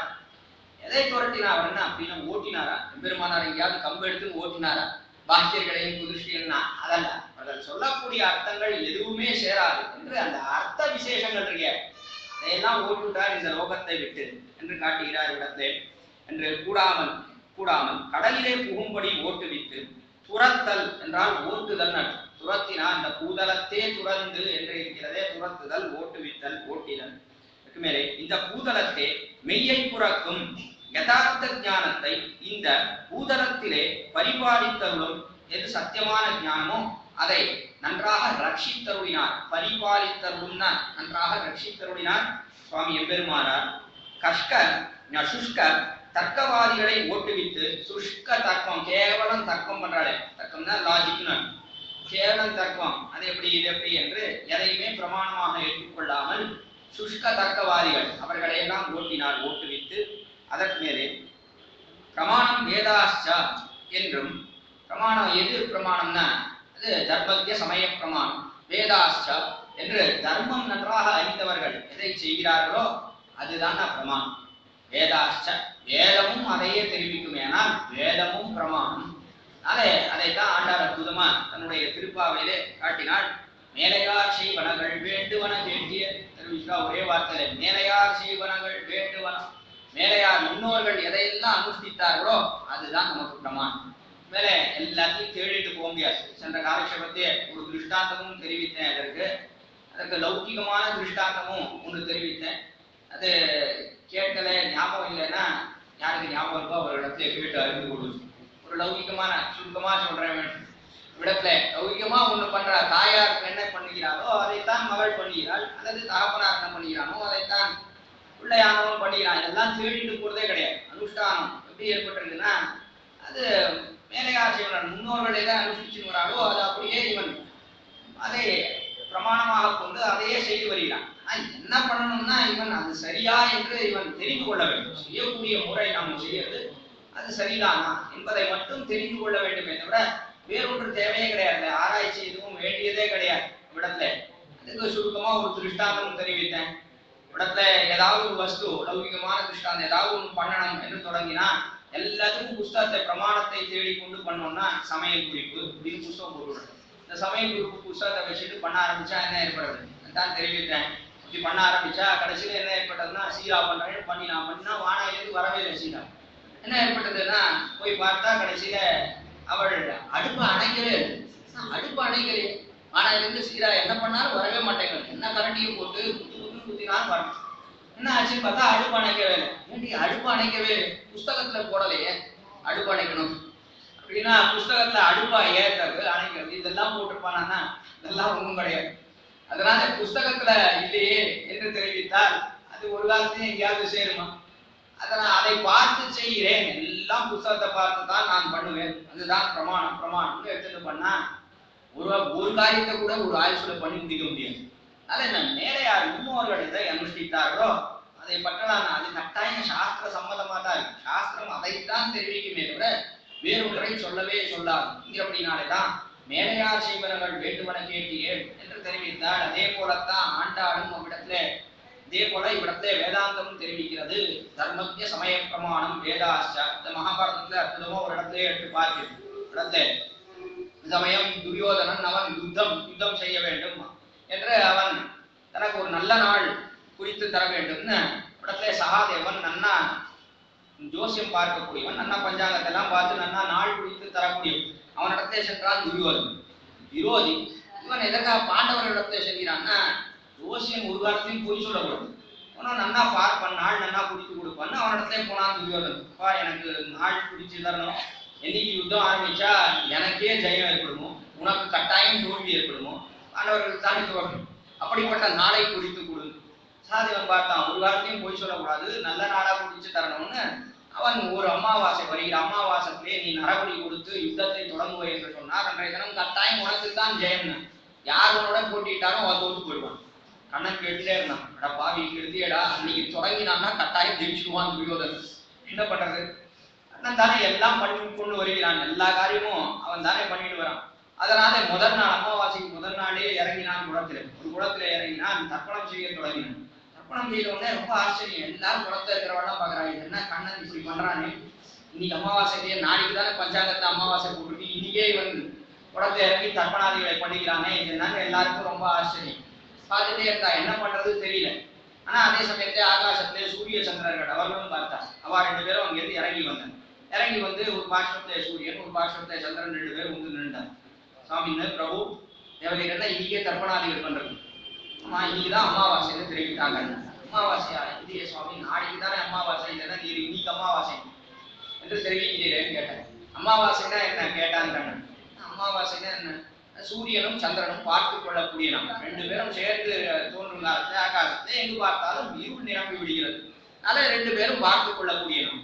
கண்ணன் என்ன பண்ணான்னா, ஒன்னும் வாயே திறந்து வார்த்தை சொல்ல, ரெண்டு பேரும் இப்படி பார்த்தான். ரெண்டு பேரும் எதிரெதிர நின்றுட்டு இருக்கு, ரெண்டு பேரும் பார்த்துட்டு இருக்கு. கண்ணன் இப்படி பார்த்த உடனே ரெண்டு பேரும் கை கூப்பினா புரிஞ்சு விட்டுவாள். சரி இன்னும் மேல போயிட்டா கண்ணி. கண்ணன் தொடர்ந்து தர்ப்பணாதிகளை செய்ய தொடங்கினான். பார்த்தா மற்ற பேர் தான் இந்த குடத்துல இருக்கிறான். சரிதான், நான் கண்ணனே பண்ணிக்கிறான் அமாவாசைக்கு தர்ப்பணம், நீ நாம எதுக்கு விசாரம் பண்ண வேணும்? வந்தார்கள் சூரிய சந்திரன், அவரும் கை கூப்பிட்டு போயிட்டா, நீ நாம எதுக்கு விசாரம் பண்ணணும்? இல்லை நாமும் பண்ணுவோம்னு எல்லாரும் பண்ண தொடங்கினான். செய்தி துரியோதனுக்கு எட்டியது. கட்டின உடனே அன்றைய தினம் தான், நாளைக்கு போட்டிருக்க அமாவாசை, ஆனா கண்ணன் பண்றான் தர்ப்பணம். கண்ணன் என்ன எப்படி இருக்கான்? தர்மத்திய சமய பிரமாணம், தர்மம் அறிந்தவன் கண்ணன். அதுல என்ன அறிவு இருக்கு? துரியோதனுக்கு எதுல அறிவு இருக்குன்னா, கண்ணன் தர்மம் அறிந்தவன் என்பதிலே அறிவு இருக்கிறது. அந்த அளவுக்கு தான் அவனுக்கு அறிவு இருக்குது. ஆனா அந்த தர்மத்தையே பற்ற வேண்டும் என்கிற அறிவு இல்லை மனுஷன். அதனால இழந்தான் என்று பார்க்கிறோம். அப்படிப்பட்ட அந்த கண்ணன் அவன் செய்தான் என்று கேள்விப்பட்ட உடனே அன்றைய தினமே யுத்தத்தை தொடங்கினான். அபஜயத்தை அடைந்தான். மறுநாள் தான் தொடங்கணும், அன்னைக்கு தொடங்கினா என்ன ஏற்பட்டது? வீழ்ந்தான் துரியோதனன். வித்தாந்தம் அற்புதமா நம்முடைய பூர்வர்கள் எடுத்து காட்டுறான். அதனால இது என்னன்னா, மேலையார் செய்வனான் கண்ணன் ஒண்ணு பண்ணானா அதையே பின்பற்றுவர்கள் எல்லோரும் கூட அவன் தர்மம் அறிந்தவன் என்கிறபடினான். ஆக அதை காட்டுகிறார் இடத்திலே, தர்மத்திய சமய பிரமாணம் வேதாஸ்டா என்று தர்மம் அறிந்தவர்கள் எதை செய்கிறார்களோ அதைத்தான் வேதமானது பின்பற்றும் என்றும், அதற்கு மேலே ஆதவ் வேதா பிரமாணம் என்று முதல்ல பிரமாணம் எடுத்துட்டா எது பிரமாணம்னா வேதம் தான் பிரமாணம் என்றும் சொல்லுகிறபடியே சகல பிரமாணமான வேதத்திலே வைத்துக் கொண்டு வேதத்திலே எடுத்துக்கொண்டு பார்த்தால் சத்தியம் தியானம் அனந்தம் பிரம்மா என்று தொடங்கி என்கிறபடியே சர்வேஸ்வரன் ஸ்வரூப விகாரத்வ ஜடத்வ திரிவித பரிச்சேத ரஹிதன் என்றும், ஈஸ்வரன் எப்படி இருக்கான், எம்பெருமான் எப்படி இருக்கான்னா சத்தியம், இது பிரம்மத்தை பற்றி விஷயங்கள். முதல்ல என்ன பண்றாருன்னா, இவ்விடத்துல ஆச்சரியமா குள்ளரோகம் வியாக்கியானத்துல பிரம்மத்துக்கு என்னெல்லாம் உண்டு அதை முதல்ல எடுத்து காட்டுகிறார். அதற்கு உண்டான குணநலங்கள், அதனுடைய சொரூபம் எப்படிப்பட்டது, சுபாவம் எப்படிப்பட்டது இத்தியாதிகள் எல்லாம் முதல்ல காட்டுறார். அதற்கு பிற்பாடு ஜீவாத்மா எப்படிப்பட்டது, எம்பெருமானார் எப்படி காட்டியிருக்காருன்றதான் அடிமுட்டி காட்டுகிறார். பிள்ளலோகம் ஜீயர் இவ்விடத்தை வேதாந்த விசாரம் அற்புதமா பண்ணி காட்டுறார். அதற்கு மேலே ஜீவாத்மா எப்படிப்பட்டது, அதற்கு மேலே ஜட பதார்த்தம். இதுதான் மூன்று தான் நம்முடைய சம்பிரதாயத்தை தத்துவத்திரயவாதம். எம்பெருமானாருடைய தத்துவத்திரயங்கள், ஒன்று ஈஸ்வர தத்துவம், மற்றொன்று சேதன தத்துவம், அறிவோடே கூடின ஜீவாத்மா அப்படிப்பட்டது இரண்டாவது தத்துவம். மூன்றாவது அச்சேதன தத்துவம், அறிவில்லாத ஜட பதார்த்தங்கள் அப்படிப்பட்டது. இந்த மூன்று தத்துவம் தான் சத்தியமானது என்று காட்டுகிறார் சுவாமி எம்பெருமானார். ஆக தத்துவத்திரய வாதத்தை அடிபொற்றி இவ்விடத்துல தெரிவிக்கிறார் பிள்ளலோகம். முதல்ல பிரம்மத்துக்கு என்னெல்லாம் உண்டுன்னா அதை காட்டுகிறார். சத்தியம் ஞானம் அனந்தம் பிரம்மாகிறபடினாலே பிரம்மமானது சர்வேஸ்வரன், சொரூப விகாரத்வ, சொரூபத்துல விகாரம் கிடையாது, சத்தியமா இருக்கும். அங்க எப்பொழுதும் ஏகரீதியாக இருக்கிறான். அதனாலே சத்தியம், சொரூபத்திலே மாறுபாடு கிடையாது. அதற்கு மேலே ஜடத்வ, ஜடம் ஞானம், அவன் ஜட வஸ்து கிடையாது, ஜடத்தை காட்டிலும் வேறுபட்டவன். அந்த பிரம்மம், அந்த எம்பெருமான் அவன் ஜடத்தை காட்டிலும் வேறுபட்டவன், அதனாலே ஞானம் என்று தெரிவித்தது. அதற்கு மேலே அனந்தம் என்றால் எல்லையற்றவன். எப்படி இருக்காங்க, அவன் திரிவித பரிச்சேத ரஹிதனாக இருக்கிறான். மூன்று வஸ்துக்களாலே அவனை அளவிட்டு அறிய முடியாது, அதற்கெல்லாம் அப்பாற்பட்டவன். தேசத்தாலேயோ காலத்தாலேயோ பிற்பாடு ஒரு வஸ்துவினாலேயோ அவனை அளவுபடுத்தி நம்மால் அறிய முடியாது. தேசம் இந்த தேசத்துல தான் இருக்கான், இன்னொரு தேசத்துல இல்லை என்று சொல்ல முடியாது, எல்லா இடத்தையும் இருக்கான் எம்பெருமான். அதற்கு மேலே காலம், இந்த காலத்திலே தான் இருக்கிறான் எம்பெருமான், மற்றொரு காலத்திலே கிடையாது, உண்டான கிடையாது, எல்லா காலத்திலையும் இருக்கான். அதே போல வஸ்து என்று எடுத்துக்கொண்டால் எல்லா வஸ்துலையும் நிறைந்து இருக்கிறான். பரந்ததன் பறவையும் நீர்தோறும் பரந்துடன் பரந்த அண்டமிதனா நிலமிஷம் பொழிவர். எங்க ஆழ்வார் நம்ம ஆழ்வார் அற்புதமா காட்டார். பரந்ததன் பறவையும் நீர்தோறும் பரந்துரா, பெரிய சமுத்திரம் இருக்கே, அந்த சமுத்திர ஜலம் இருக்க ஒவ்வொரு துளியிலையும் எம்பெருமான் இருக்கான். எப்படி இருக்கான், பரந்த அண்டமிதனா நிலமிஷம் பொழிவரா, பூர்ணமாக இருக்கும். ஒவ்வொரு துளியில ஒவ்வொரு சொட்டு இருக்கான் எம்பெருமான்னு கிடையாது, பரிபூர்ணமா இருக்கும். மற்றொரு இடத்துல இல்லையோ, எப்படி இருக்காங்க ஆச்சரியமா திருஷ்டாந்தம் காட்டினார். இடத்துல மாழ்வார் அவரே தெரிவிக்கிறார். பரந்த அண்டமினா, பெரிய அண்டம், 14 லோகம். இந்த 14 லோகத்தோட கூடிய ஒரு அண்டத்தை சிருஷ்டித்து அதுல ஒருத்தரே இருந்தா எவ்வளவு சுகமா இருக்கும். அப்படி ஒவ்வொரு துளி ஜலத்துக்குள்ளே இருக்கான். ஒரு துளி ஜலத்துக்குள்ளே பெரிய விபு, பெரிய வஸ்துவானது சின்ன வஸ்துவுக்குள்ளே இருந்தது என்றால் சிரமப்படும், போட்டு அடைக்கணும், நிறைய அடைச்சுதான் அதை நிரப்பணும். அப்படி இருக்கான் எம்பெருமான். சிரமப்படுகிறானா ஒவ்வொரு துளி ஜலத்திலேனா, கிடையவே கிடையாது. பெரிய அண்டத்தை சிருஷ்டித்து அதுக்குள்ளே இருந்தால் எவ்வளவு ஒருத்தனே இருந்தால் எவ்வளவு சுகமா இருக்கானோ அப்படி சுகமாக இருக்கிறான் ஒவ்வொரு துளி ஜலத்துக்குள்ளே. ஆச்சரியமா காட்டினார்.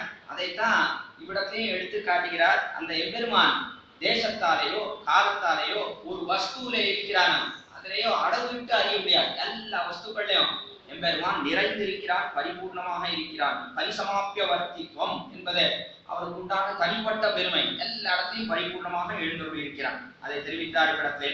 அதற்கு மேலே அனந்தம் பிரம்மா என்கையாலே சர்வேஸ்வரன் ஸ்வரூப விகாரத்வ ஜடத்வ திரிவித பரிச்சேத ரஹிதன் என்றும், அதற்கு மேலே அபியாசம் புண்டரீகமேவ மக்ஷினி விஷ்ணோபதே பரமே மத்வ உற்சாகா, இந்த எம்பெருமான் ஆச்சரியமான கண்ணழகோடே கூடியவன் என்ற இடத்தை அபியாசம் புண்டரீகமே, பெரிய தாமரை பூ, மிகச்சிறிய பெரிய தாமரை பூ, அது எப்படி அழகாக இருக்கிறதோ அதை போல கண்ணழகு படைத்தவன் என்றும், அதற்கு மேலே விஷ்ணோபதே பரமே மத்வ உற்சாகா என்று எம்பெருமானுடைய திருவடி தாமரையிலிருந்து தேன் பெறுகிறது. அப்படிப்பட்ட ஆச்சரியமான திவ்யமங்கல விக்கிரகத்தோட கூடினவன் என்றும், மேலே என்கையாலே சுபாஸ்வய திவ்ய ரூபன் என்றும், எம்பெருமான் அளவிட்டு அறிய முடியாது, அறப்பெரியவன், எல்லா வஸ்துக்கள்லயும் இருக்கான், இந்த காலத்துல இருக்கான் அந்த காலத்துல இல்லை என்று சொல்ல முடியாதுன்னா சொல்லிட்டே இருந்தார்.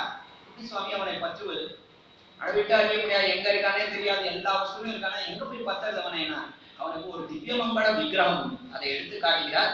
திவ்யமங்கல விக்கிரகத்தோட கூடினவன் சுபாஸ்ரயன், ஆசிரியிக்கிறான், எல்லாரும் ஆசிரியிக்கிறான் அவனே என்கிறபடினாலேதான் வேதாந்த வாக்கியங்கள் எதை தெரிவிக்கிறதுனா கப்பியாசம் புண்டரீகமேவ பக்ஷினி, அவனுடைய கண்ணழகு எப்படி இருக்கு, நல்ல ஆச்சரியமான பெரிய சூரியனாலே நல்லா மணக்கப்பட்ட தாமரை, அப்படிப்பட்ட தாமரையை போலே கண்ணழகு படைத்தவன் இந்த எம்பெருமான் காட்டி, அதற்கு மேலே அவனுடைய திருவடி தாமரையிலிருந்து தேன் பெறுகிறது என்று காட்டுகிறபடினாலே திவ்யமங்கல விக்கிரகத்தோட கூடியவன், அவனை நாம் ஆசிரியிக்கலாம்னு காட்டினார். அதற்கு மேலே அவனுக்கு குணம் இருக்கணும், இல்லைன்னா என்ன பிரயோஜனம்? எல்லா இடத்துலயும் இருக்கான், அதுக்கு மேல நல்ல விக்கிரகத்தோட கூடியிருக்கான், ஆனா குணமே கிடையாது, ஒரு குணமும் கிடையாது பெருமானுக்குன்னா பத்தி என்ன பிரயோஜனம்? எத்தனையோ வஸ்துக்கள் இருக்கு, அந்த வஸ்துக்களை எல்லாம் போய் பார்த்தீங்கன்னா ஒரு குணம் கிடையாது, ஒரு காரியம் பண்ணாது, எந்த குணமுமே கிடையாதுன்னா ஒரு பிரயோஜனம் கிடையாது பற்றுவதிலே. ஆனா குணத்தோட கூடினோம், அதையும் வேதாந்தம் தெரிவிக்கிறது. பராசிய சக்தி விவிதைவ சூரியதே சுவாபாவிகி ஞான பல கிரியாச்சா என்கையாலே சமஸ்த கல்யாண குணாத்மகன் என்றும் எல்லா குணங்களாலேயும் நிறைந்தவன், சமஸ்த எல்லா குணங்களாலேயும் சமஸ்த கல்யாண குணாத்மகன், கல்யாண குணங்களோட கூடினவன், நிறைந்தவன் என்று தெரிவித்தது வேதாந்தம். அதற்கு மேலே பாதோஸ்ய விஸ்வாபூதானி திரிபாதஸ்ய அமிர்தம் திவி என்கையாலே உபய விபூதி நாதன் என்றும். அதற்கு மேலே எப்படி இருக்கான்? பாதோஸ்ய விஸ்வாபூதானி திரிபாத், நான் இந்த லோகத்தை காட்டிலும் மும்மடங்கு பெரிது பரமபதம். இங்க அப்படினாலே இந்த லோகம்னு ஒன்று உண்டு, பரமபதம் என்று ஒன்று உண்டு, இரண்டுக்கும் நாதனாக இருக்கிறான், உபய விபூதி நாதன். அதனால்தான் அவனுக்கு நாராயணன் பேர். நாராயணன் என்ன அர்த்தம்? எந்த லோகத்துக்கும் இந்த லோகம், இந்த லீலா விபூதி, அதே போல நித்திய விபூதி என்று சொல்லக்கூடிய பரமபதம். விபூதி விபூதினா ஐஸ்வர்யம், பல தடவை தெரிவித்திருக்கேன். விபூதி பூதி ஐஸ்வர்யம் என்று ஐஸ்வர்யம் எம்பெருமானுக்கு ஐஸ்வர்யமாக இருக்கக்கூடியது, அவனுடைய சொத்தாக இருக்கக்கூடியது இந்த லோகம், பரமபதம். அப்படிப்பட்ட இரண்டுக்கும் தலைவனாக இருக்கிறான் உபயவிபூதிநாதன் என்று அதையும் காட்டி, அதற்கு மேலே இப்படிப்பட்ட இந்த உபயவிபூதிநாதனுக்கு யாரெல்லாம் உண்டு என்றால் கிருஷ்ணரே லட்சுமிஷ்ட பட்டம் என்கிறாரே திவ்ய மகிஷி வல்லவன் என்றும், திவ்ய மகிஷி பிராட்டிமார்கள். அவன் தனியாவா இருக்கான்? தனியாவா இல்லையே, அவனுக்கு நிறைய பேர் இருக்கா. தேவிய சகசிரம் ததா என்று ஸ்ரீ பராசர பட்டர் தெரிவிக்கிறார். ஆயிரக்கணக்கான தேவிமார்கள். கிருஷ்ணரே லட்சுமிஷ்ட பட்டம் பூமி பிராட்டி என்ன, அதற்கு மேலே பெரிய பிராட்டியார் என்று சொல்லக்கூடிய ஸ்ரீமகாலட்சுமி, நீலா பிராட்டியார், இதை போல அநேகம் தேவிமார்கள் அவ்விடத்தை இடைவிடாமல் இந்த அழகையெல்லாம் அனுபவித்துக் கொண்டு அவ்விடத்திலே கிடக்கிறார்கள் பரமபதத்தை. அதை காட்டினார். அதற்கு மேலே இவ்விடத்திலே எத்திர பூர்வே சாத்தியா சந்தி தேவாக என்று எவ்விடத்திலே பூர்வே சாத்தியா சந்தி தேவாக பரமபதத்தை நித்தியசூரிகள் இடைவிடாமல் பெருமானை அனுபவிக்கிறார்கள், அப்படிப்பட்ட இடம் என்று காட்டி, அதற்கு மேலே எத்திர ரிஷயா பரம் கதமாஜாய ஜாயே புராணா என்று எவ்விடத்திலே எம்பெருமானை எப்பொழுதும் அனுபவிக்கிறாரோ, புராணா அந்த எம்பெருமான் எப்படி இருக்கான்? புராபி நவகா, எப்பொழுதும் இளமை பருவத்தோட இருக்கிறான் அந்த எம்பெருமான். அப்படிப்பட்ட அந்த எம்பெருமானை இடைவிடாமல் அனுபவிக்கிறார்கள். அந்த அனுபவத்துக்கு போக்குவிட்டு அவர்கள் செய்யக்கூடிய காரியம் என்ன? ஏதத் சாமகாயன் நாஸ்தே என்கையாலே சூரி பிருந்த பரிச்சரியமானன் என்றும், சூரி பிருந்தம், சூரிகள் நித்திய சூரிகள், பிருந்தம்னா கூட்டம், அவர்கள் கூட்டமாக இருந்து அனந்த கருட விஸ்வசேனாதிகள் என்று சொல்லக்கூடிய நித்திய சூரிகள் அவர்கள் கூட்டமாக இருந்து அனுபவிக்கிறார்கள் அந்த எம்பெருமானை இடைவிடாமல். அந்த அனுபவத்துக்கு போக்குவிட்டு என்ன பண்றா? எப்பொழுதும் சாமகான் ஏதத் சாமகாயன் நாஸ்தே என்ற சாமகானம் செய்கிறார்கள் அந்த நித்தியசூரன். அப்படி அந்த எம்பெருமான் எழுந்தருளி இருக்கிறான். அதனால அவனுக்கு எல்லாம் உண்டு, சாஸ்திரம் எல்லாம் வேதாந்த வாக்கியம் எல்லாம் இருக்கிறதுனா அந்த பிரம்மத்துக்கு எதுவுமே கிடையாதுன்னு சொல்றது ஒரு காலத்தையும் நிற்கவே நிற்காது. இத்தனை வேதாந்த வாக்கியத்துக்கும் என்ன அர்த்தம் சொல்ல முடியும்? இது எல்லாம் பொய்னு சொல்லணும். கடைசியில என்ன அப்படின்னா, வேதத்தை ஒப்புக்கொள்ளாத இருக்கிறானே வாக்கியம், அவனும் இந்த புதுஷ்டி சொல்றது ஒண்ணுதான். அதை அவனே தேவலாம், வேதத்தை ஏற்றுக்கொள்ளாமல் இருக்கான். இவன் எப்படி இருக்கான்? ஆச்சரியமா பெருமானத்தை இருக்கான். இவன் பிரச்சன்ன பௌத்தன் தான். இவன் பிரச்சன்ன பௌத்தன், முகமுடிட்டுன்னு வந்திருக்கான். உண்மையிலேயே பௌத்தன், புத்தனே தேவலம். அவன் சொல்லுகிறான பௌத்த மதத்திலே சொல்லக்கூடிய அர்த்தங்கள் இருக்கு, அதுவே தேவனான்னா இவன் சொல்றதை பார்த்தா. ஏன்னா அவன் பிரமாணமாக ஏற்றுக்கொள்வதே கிடையாது இந்த வேதத்தை. பிரமாணமாக ஒற்றுக்கொண்டு எல்லாம் கடைசியில போயிடும். இது இத்தனை வாக்கியங்களும் பொய்யும் தான் சொல்ல வேண்டி வருமே தவிர இதை ஏற்றுக்கொள்ளவே முடியாது ஒரு காலத்திலையும். ஆக அப்படி இருக்கக்கூடியது அந்த மதங்கள்னு இவ்விடத்திலே காட்டினார். அதனால எம்பெருமான் எப்படி இருக்கான்னா, அவன் உபய விபூதிநாதன், 2 லோகத்துக்கும் தலைவனாக இருக்கிறான். அந்த பரமபதத்திலே எல்லோரும் அனுபவிக்கிறார்கள். அப்படிப்பட்டவன் திவ்யமங்கல விக்கிரகத்தோட இருக்கிறான். அதற்கு மேலே அவனுக்கு பல குணங்கள் உண்டு என்று வேதாந்த வாக்கியங்களை கொண்டு நிரூபித்தார் இவ்விடத்திலே. அதற்கு மேலே ததைக்ஷதா பகுஸ்யாம் பிரஜாயேதி இந்த தத் சிருஷ்ட்வா ததைவ அனுப்பிராவிஷத்து தத் அனுப்பிரவிஷ்ய சச்சத் சச்சாபவது என்று எம்பெருமான் என்ன பண்றான்னா, அவன் சிருஷ்டிக்கிறான். இப்படி இருந்த பரமபதத்துல ஏதோ நம்ம இருக்கோம்னா நம்ம இடத்துல சௌக்கியமா ஆனந்தமா அனுபவிச்சுட்டு இருக்கோம், நித்திய சூரியர்களுக்கெல்லாம் நல்ல அனுபவத்தை கொடுத்துட்டு இருக்கோம் என்று மௌனமா இருக்கான்னா கிடையாதுன்னா. எத்தனையோ ஜீவாத்மாக்கள் இந்த லோகத்துல இருக்கக்கூடிய ஜீவாத்மாக்கள் அதையெல்லாம் சிருஷ்டிக்கிறான் எம்பெருமான். மௌனமாக இருப்பது கிடையாது. சிருஷ்டித்து ததனுப்ராவிஷ்ய அவர்களுக்குள்ளே இருந்து எல்லாம் அவரவர்களுடைய புண்ணிய பாப ரூப கர்மத்திற்கு சேர அவன் காரியம் செய்கிறான், நியமிக்கிறான் செய்வதற்கு. அதற்காக உள்ளே இருக்கிறான். வெளியில போயிட்டான்னா இந்த சரீரம் கீழே உண்டுரும். அதற்காக நிலைத்து நிற்க வேண்டுமே என்கிறபடினாலே அவன் உள்ளே எழுந்தபடி இருக்கிறான். என்கையாலே சூக்ஷ்ம சிதசித் விசிஷ்டனாய் கொண்டு ஜகத்காரண பூதன் என்றும் அந்த எப்பெருமான் அப்படிங்கிறான். ஜகத்காரண பூதன், ஜகத்துக்கு காரணபூதன் எப்படின்னா சூக்ஷ்ம சிதசித் விசிஷ்ட பிரம்மம். சூக்ஷ்ம தசையிலே அதாவது கண்ணாலே பார்க்க முடியாதபடியாக இருக்கக்கூடியது அதற்கு சூக்ஷ்ம வஸ்து உண்டு. சூக்ஷ்மமா இருக்குன்னா கண்ணாலே பார்க்க முடியும். அப்படிப்பட்ட சூக்ஷ்ம சித்து, சித்துனா ஜீவாத்மா, அச்சித்து ஜட பதார்த்தங்கள் அவற்றுடைய விசிஷ்டம் கூடியிருக்கிறான். சூக்ஷ்ம சிதசித் விசிஷ்ட பிரம்மம் அதுதான் காரண பிரம்மம். ஸ்தூல சிதசித் விசிஷ்ட பிரம்மம் அது காரிய பிரம்மம் என்று தெரிவிப்பார்கள். காரண பிரம்மம் இந்த ரோகத்துக்கு காரணம். அந்த பிரம்மம் எப்படி இருக்குன்னா சூக்ஷ்ம தசையிலே ஒருவராலும் கண்கொண்டு பார்க்க முடியாத இருக்கும் காலத்திலே அவன் சித்தோடும் அச்சித்தோடும் ஞானத்தோடைய கூடின ஆத்மாவோடும் ஜட பதார்த்தம் ஞானம் இல்லாத ஜட வஸ்துக்களோடும் கூடியே இருக்கிறான். அவனை விட்டு பிரித்து இதை பார்க்கவே முடியாது. எப்பொழுதும் அவன் கூடியே இருக்கிறான். அது சூக்ஷ்ம சிதசித் விசிஷ்ட பிரம்மம். அது காரண தசை, லோகம் உண்டாவதற்கு முன்பாக இருக்கக்கூடிய தசை. அப்பொழுது அந்த பிரம்மத்துக்கு அதாவது பிரம்மம்னா நம்முடைய சம்பிரதாயத்தை எம்பெருமான் வச்சுக்கொள்வது. எம்பெருமானுக்கு என்ன பேர் அப்பொழுதுதான் சூக்ஷ்ம சிதசித் விசிஷ்ட பிரம்மம்னு பேர். அடுத்தபடியா எம்பெருமான் சிருஷ்டிக்கிறான். பகுஸ்யாம் பிரஜா ஏகேதி என்ற பகுபவன சங்கல்பம் அரக்ஷணத்துல சிருஷ்டிச்சுடும். ஏதாவது கஷ்டப்படுறாங்கன்னா ஒரு கஷ்டமும் கிடையாது. நினைத்த சங்கல்ப மாத்திரத்துல சங்கல்ப சகசிர வேகதேசம் ஆயிரக்கணக்கான சங்கல்பங்களே ஒரு துளி போடும். நினைத்த அடுத்த க்ஷணம் என்ன ஏற்படுது? எல்லா லோகங்களும் ஆகப்படவே நினைக்கிறான் எம்பெருமான். எல்லா லோகமும் ஆயிடும். உடத்துல எல்லா லோகமும் ஆனது. அது எப்படி இருக்குன்னா கண்ணாலே பார்க்க முடியாது. ஸ்தூலம்னா கண்ணாலே பார்க்கப்படக்கூடிய வஸ்துன்னு. அப்படி இருக்கும் காலத்திலயும் எப்படி இருக்குன்னா ஸ்தூல சிதசித் விசிஷ்ட பிரம்மம். அந்த காலத்திலையும் காரிய தசைதான் எம்பெருமான் எப்படி இருக்கான்னா ஸ்தூல சிதசித் விசிஷ்ட பிரம்மம் கண்ணாலே பார்க்கும்படியாக அச்சித்து ஜட வஸ்துவோடையும் அதே போல சித்து ஜீவாத்மாவோடையும் கூடியே இருக்கிறான். அதனால்தான் அவனை பிரித்து ஒரு வஸ்துவையும் பார்க்க முடியாது. எல்லா வஸ்துவோடையும் எப்பொழுதுமே கூடி இருக்கிறான். அப்படிப்பட்டவன் அந்த எம்பெருமான் ஒருத்தன் தான். அவனை போல மற்றொரு வஸ்து கிடையாது. இதுதான் அத்வைதம். இதுவும் அத்வைதம். என்ன அத்வைதம்னா இது விசிஷ்ட அத்வைதம். விசிஷ்டனா கூடியிருக்கிறான் எம்பெருமான். இந்த வஸ்துக்களோட எப்பொழுதும் கூடியிருக்கிறான். சேதனம் விசிஷ்ட பிரம்மம். அவனுக்கு என்ன பேர்? ஸ்தூல தசையிலே பார்க்கப்படக்கூடிய காலத்திலையும் எம்பெருமான் எல்லா வஸ்துக்களிலையும் நிறைந்திருக்கிறான். அதைத்தான் பிரகலாதன் தெரிவித்தான். அது அடிக்கடி எடுத்து தெரிவித்திருக்கிறேன். இந்த போட்டியில பிரகலாதன் தெரிவித்தான். எங்குமுடன் கண்ணன் ஒரே வார்த்தையில சொல்லிட்டான். எல்லா இடத்துலயும் இருக்கான் அந்த பெருமான். அவன் இல்லாத வஸ்துவே கிடையாது. எல்லா இடத்தையும் பரிபூர்ணமாக நிறைந்திருக்கிறான் அந்த எம்பெருமான் என்று காட்டினான். ஆக சேர்ந்து இருக்கிறான் இந்த எம்பெருமான். அப்படிப்பட்ட எம்பெருமான் விசிஷ்ட சேதனங்களோட சேர்ந்து இருக்கக்கூடிய எம்பெருமான் விசிஷ்ட அத்வைதம். அவனை போல இன்னொரு வஸ்து கிடையாது. அறப்பெரியவன் இன்னொரு வஸ்து அவனை போல. இதுதான் விசிஷ்ட அத்வைதம். தான் விசிஷ்ட அத்வைதம் என்று தெரிவிக்கிறார்கள்.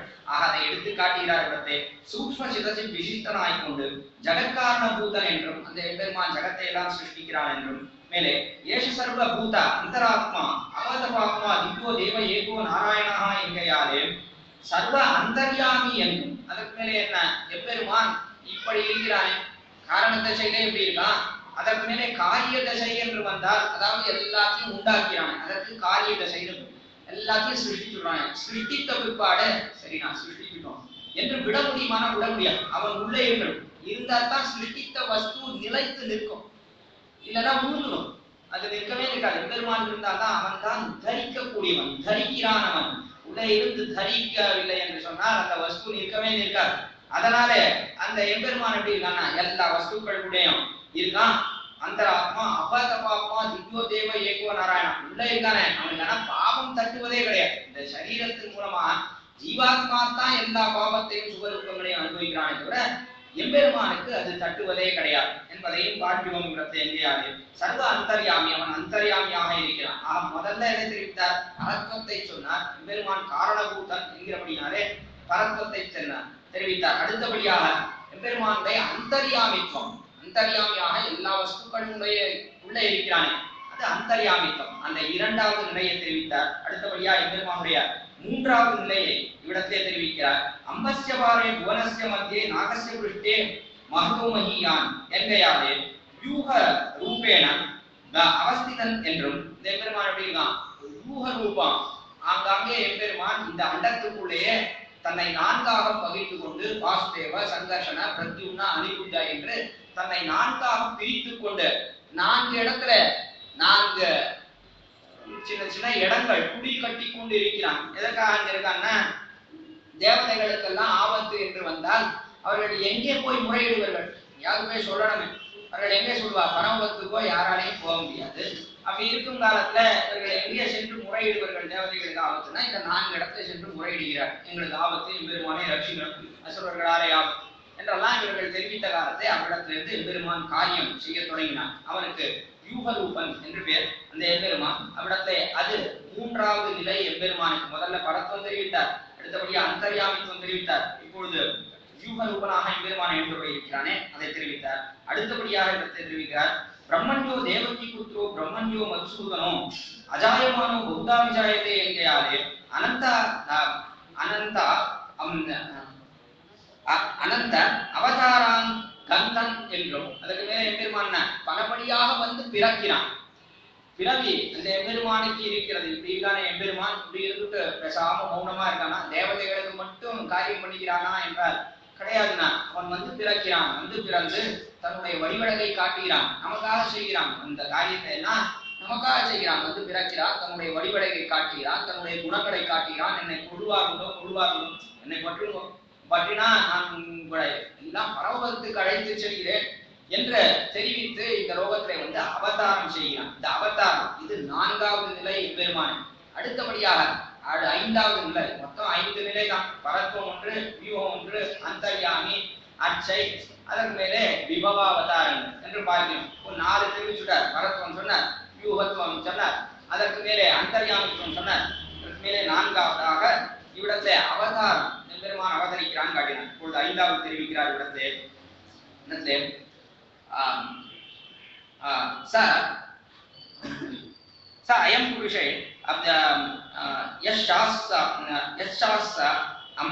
आवदित्ये ययेष अंतरादित्ये இரண்மயः புருஷः என்கையாலே சமஸ்த திவ்யதேச நிலையன் என்றும் இந்த பெருமான் எப்படி இருக்கான்?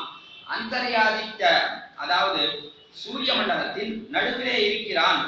ச யஹா சாயம் புருஷே, இவ்விடத்துல இருக்கக்கூடிய இந்த புருஷன் இருக்கானே, அதாவது எங்கன்னா திவ்ய தேசங்களிலே நாம் பார்க்கிறோம். இந்த எம்பெருமான் எப்படி இருக்கான்னா, அவன்தான் சூரிய மண்டலத்தின் நடுவிலே இருக்கிறான். அந்தராதித்ய புருஷே திருஷ்யத்தை, அவன்தான் சூரிய மண்டலத்தின் நடுவிலேயும் பார்க்கப்படுகிறான் என்கிறபடினாலே திவ்ய தேசம் எழுந்தருளி இருக்கிறான் எம்பெருமான் இவ்விடத்தை தெரிவித்தார். சமஸ்த திவ்ய தேச நிலையன் என்றும் அதற்கு மேலே நாராயணாய வாசுதேவாய தீமகி ஆக 5 நிலையை சொல்லிட்டார். இவ்விடத்தை திவ்யதேசத்தை எழுந்தருளி இருக்கிறான் என்று இந்த எம்பெருமானுக்கு 5 நிலை காட்டினான். அதற்கு மேலே இந்த 5 நிலை இருந்தாலும் அவனை எப்படி நாம் ஸ்தோத்திரம் பண்ணுவது?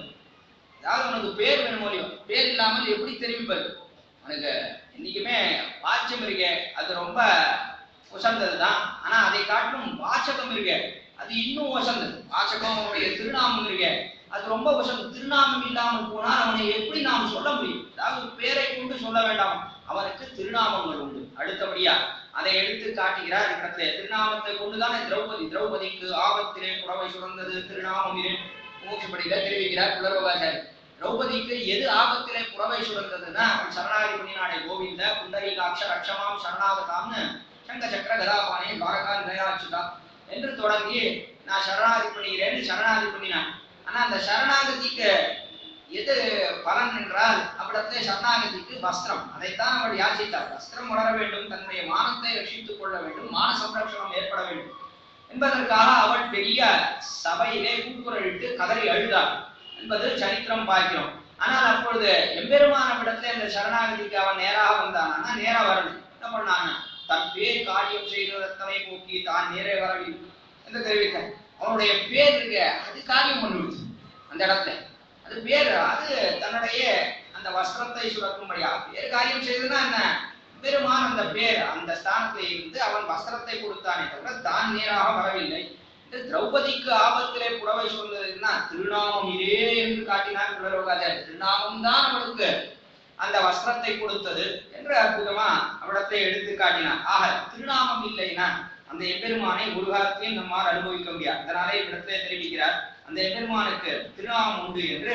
நாராயணாய வித்மஹே வாசுதேவாய தீமஹி தன்னோ விஷ்ணு பிரச்சோதயாத் என்கிறாரே. விஷ்ணு நாராயண வாசுதேவாதி சப்த வாச்சியன் என்றும் இந்த எம்பெருமானுக்கு இந்த விஷ்ணு இதே போல பல திருநாமங்கள், ஒன்றா ரெண்டா எத்தனையோ சாஸ்திரநாமம்னு பார்க்கிறோம். சாஸ்திரநாமம் மட்டுமா? எத்தனை பேர் எத்தனையோ திருநாமங்கள், ஒன்றல்ல இரண்டல்ல எம்பெருமானுக்கு எத்தனையோ திருநாமம் என்க. அதற்கு மேலே பராத்பரம் புருஷம் உபைதி திவ்யம் என்கையாலே சர்வஸ்மாத் பரன் என்றும் அறப்பெரியவன். இதனாலே அவன் தாழ்ந்தவனாக இருக்கிறான் கிடையாது, அறப்பெரியவனாக இருக்கிறான் என்று அதையும் தெரிவித்து இது பரியந்தம் பிரம்மம் எம்பெருமானுடைய அந்த குணநலங்கள், அவனுடைய திருமேனி அழகு, இதற்கு மேலே அவனுக்கு உண்டான எத்தனையோ நிலைகள், இது எல்லாத்தையும் காட்டுகிறார் இது பரியந்தம். இனி அடுத்தபடியாக தெரிவிக்கிறார். இப்பொழுது ஆத்மா விஷயமாக தெரிவிக்கிறார். ஆத்மா விஷயமாக வேதாந்தம் எதையெல்லாம் தெரிவிக்கிறது அதை தெரிவிக்கிறார். இப்பொழுது ஆத்மா எப்படி இருக்குன்னா அனு அந்த ஆத்மா புருஷம் உபைதி திவ்யா என்று அணுஸ்வரூபனாக இருக்கிறான் இந்த ஆத்மாவானவன் என்று காட்டி, அதற்கு மேலே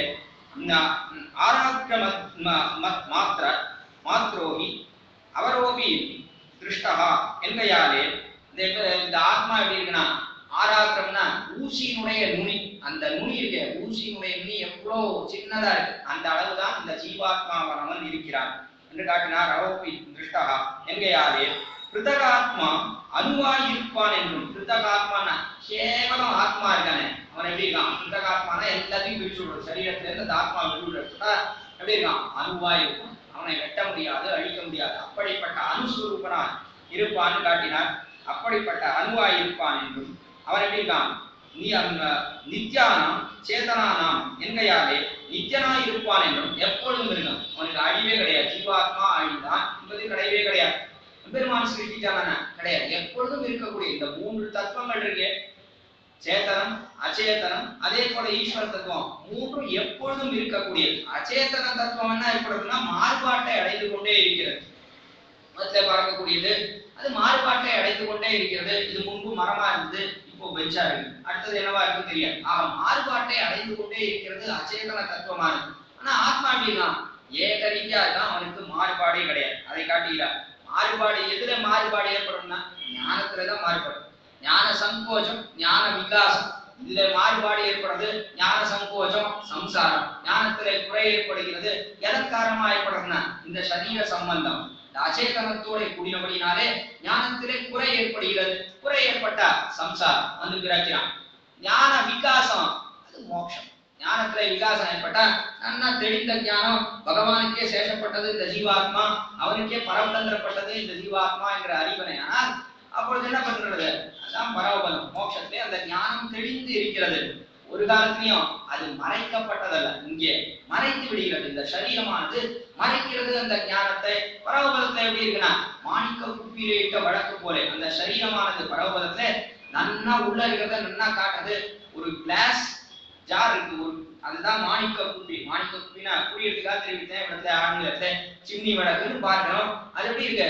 நன்னா கிளாஸ் கூட இருக்கு. அதனால அந்த விளக்கானது நன்னா பிரகாசமாக நன்னா தெரிகிறது. நடுவுல ஒரு சௌரை விட்டா என்ன ஏற்படுறது தெரியுது. அந்த பக்கம் விளக்கு இருந்தாலும் இந்த பக்கம் தெரியவில்லை. அதை போல சுவரை போல நடுவேயோர் உடம்பு இருக்குன்னு ஆழ்வார் தெரிவித்தார். நடுவுல சுவரை போல இந்த உடம்பை வச்சுட்டபடினாலே இந்த உடம்பிலே இந்த ஆத்மா பிரகாசிப்பதில்லை. ஆனா பரவபதத்துல இருக்கக்கூடிய அந்த திருமேனில ஆத்மா நன்னா பிரகாசிக்கும். காரணம் என்னன்னா அது மாணிக்க குப்பியை போல, கண்ணாடி குப்பியை போல இருக்கிறது, அதனாலே பிரகாசிக்கிறது என்று அற்புதமா எடுத்துக்காட்டுற.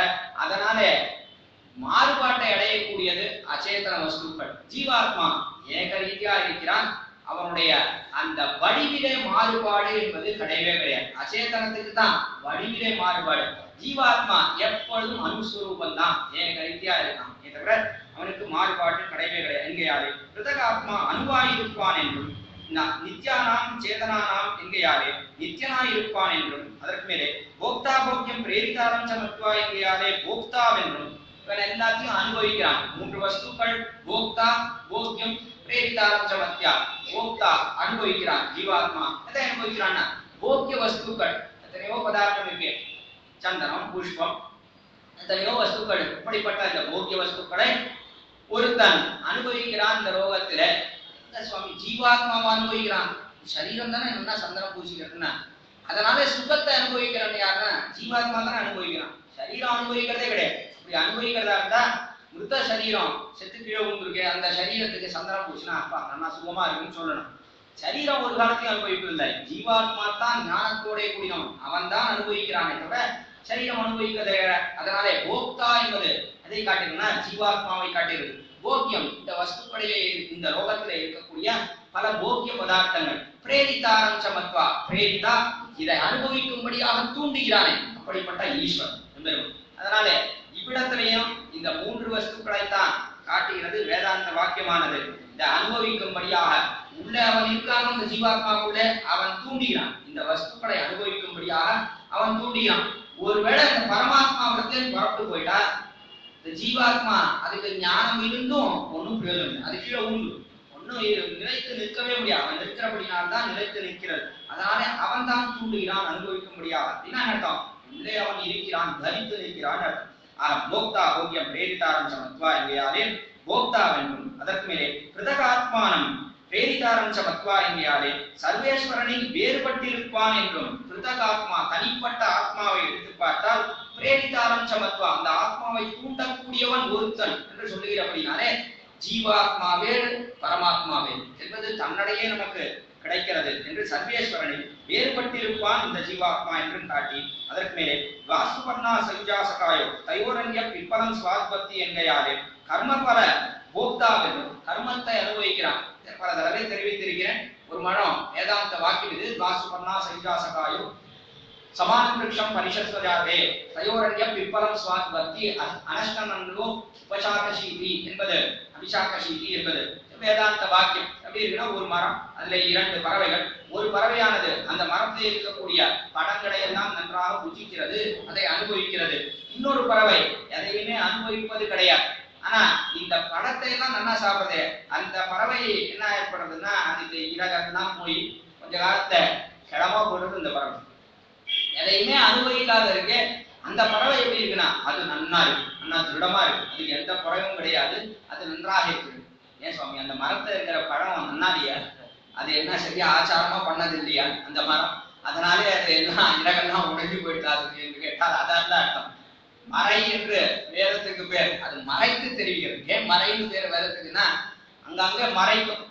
காட்ட வேண்டிய வேத இதி வேதம் காட்டவும் செய்யும். அதை சரியான கண்ணோட பார்த்தால் அது அர்த்தத்தை காட்டும், அது தவறான கண்ணோட பார்த்தால் மறைத்து விடுகிறது. அதனால இதற்கு மறையும் பேர். ஆக இடத்தை மறைத்து தெரிவிக்கிறது. ஒரு மரம் இருக்கு, அந்த மரமானது இது இந்த சரீரம். இந்த சரீரமாகிற மரத்தை இரண்டு பறவைகள், ஒன்று ஜீவாத்மா இன்னொன்று பரமாத்மா, ரெண்டு பறவை இருக்கு. ஒரு பறவை அது நல்லா சுகதுக்கத்தை எல்லாம் இந்த சரீரத்தின் மூலமாக அனுபவிக்கிறது. அப்படிப்பட்டது இந்த ஜீவாத்மா. அனுபவிச்சு அனுபவிச்சு என்ன ஏற்படுது அப்படின்னா கிளம்பப்படுது. அப்படின்னா என்ன அர்த்தம் அப்படின்னா அதுக்கு ஞான சங்கோச்சம் ஏற்படுது. ஞான சங்கோச்சம் இருக்கு, ஞானம் குறைந்து கொண்டே இருக்கிறது. பிறந்து பிறந்து பிறந்து என்ன ஏற்படுறதுன்னா மேலும் மேலும் அஞ்ஞானம் வந்து சேருகிறது, ஞான சங்கோச்சம் ஏற்படுறது. இன்னொன்னு எப்படி இருக்கு பரமாத்மா, அந்த பறவை எப்படி இருக்குன்னா அது எந்த பலத்தையும் அனுபவிப்பதே கிடையாது. இந்த சரீரத்தின் மூலமாக புண்ணிய பலனையோ பாப பலனையோ எதையும் அனுபவிப்பது கிடையாது இந்த பரமாத்மா. அதனால இது எப்படி இருக்கு ஏக ரீதியாக இருக்கிறது, அதுல மாறுபாடு ஏற்படுவதே கிடையாது. அதுதான் இந்த வேதாந்த வாக்கியம் காட்டிட்டு அதை தெரிவித்து கர்மபல போக்தா என்றும் கர்ம பலனை அனுபவிக்கக்கூடியவன் இந்த ஜீவாத்மான்னு காட்டினார் போக்தா என்றும். அதற்கு மேலே பிரம்மணே பிரம்மணயத்வா மகச ஓமித்யாத்மா முஞ்சிதா எங்கேயாலே பகவத் அனஞ்சாரக சேஷபூதன் என்றும். இந்த ஜீவாத்மா எப்படின்னா பகவத் அனஞ்சார பகவானுக்கே அடிமைப்பட்டவன். அப்படினாலே ஓம் என்று தெரிவித்து இந்த ஆத்மாவை எம்பெருமானுக்கு சமர்ப்பிக்க வேண்டும். இது வேதாந்த வாக்கியம் அதையும் தெரிவித்தது. அவனுக்கே அடிமைப்பட்டு இருக்கக்கூடியவன். அதற்கு தமேவ வித்வான் தமேவம் வித்வான் அமிர்த இகபவதி என்கையாலே தாதுஷ ஞானத்தை கொண்டு பரமபுருஷார்த்தன் லட்சண மோட்சத்தை பெறக்கடவன் என்றும் இப்படிப்பட்ட ஞானத்தை கொண்டு இந்த ஜீவாத்மா செய்ய வேண்டியது என்ன? எம்பெருமானுக்கே சேஷபூதன் என்று சொன்னால் அப்பொழுது எம்பெருமானை அடைய வேண்டும். அவனை அடைந்து அவனுக்கு கைங்கரியம் பண்ணணும். சேஷபூதன்னா எனக்கு எதுவும் காரியம் செய்யவில்லைன்னா எப்படி சேஷபூதன் ஆவான்? நான் அடிமைன்னு சொன்னா அப்ப அடியேன்னு சொன்னாலே என்ன அர்த்தம்? அவன் கைங்கரியம் பண்ணணும்னு அர்த்தம். அடியேன்னு சொல்லிட்டு ஒரு காரியம் பண்ணலை ஆச்சாரியனுக்குன்னா அவன் ஒரு காலத்தையும் அவனை அடியான் என்று ஏற்றுக்கொள்ளவே முடியாது. அவனை சேஷபூதன் என்று சொல்லவே முடியாது. ஆக அடியேன்னு சொன்னா கைங்கரியம் பண்ணணும். இந்த லோகத்துல கைங்கரியம்ன்றது என்ன அப்படின்னா தடையோடைய கூடியது. எத்தனை காலம் கைங்கரியம் பண்ண முடியும்? நிறைய இடையூறுகள் ஏற்படுறது, தடையோடைய கூடியது, சரீரம் ஒத்துழைக்க மாட்டேங்கிறது, பந்துக்கள் ஒத்துழைக்க மாட்டேன்றா, எத்தனையோ இன்னங்கள் இந்த லோகத்துல.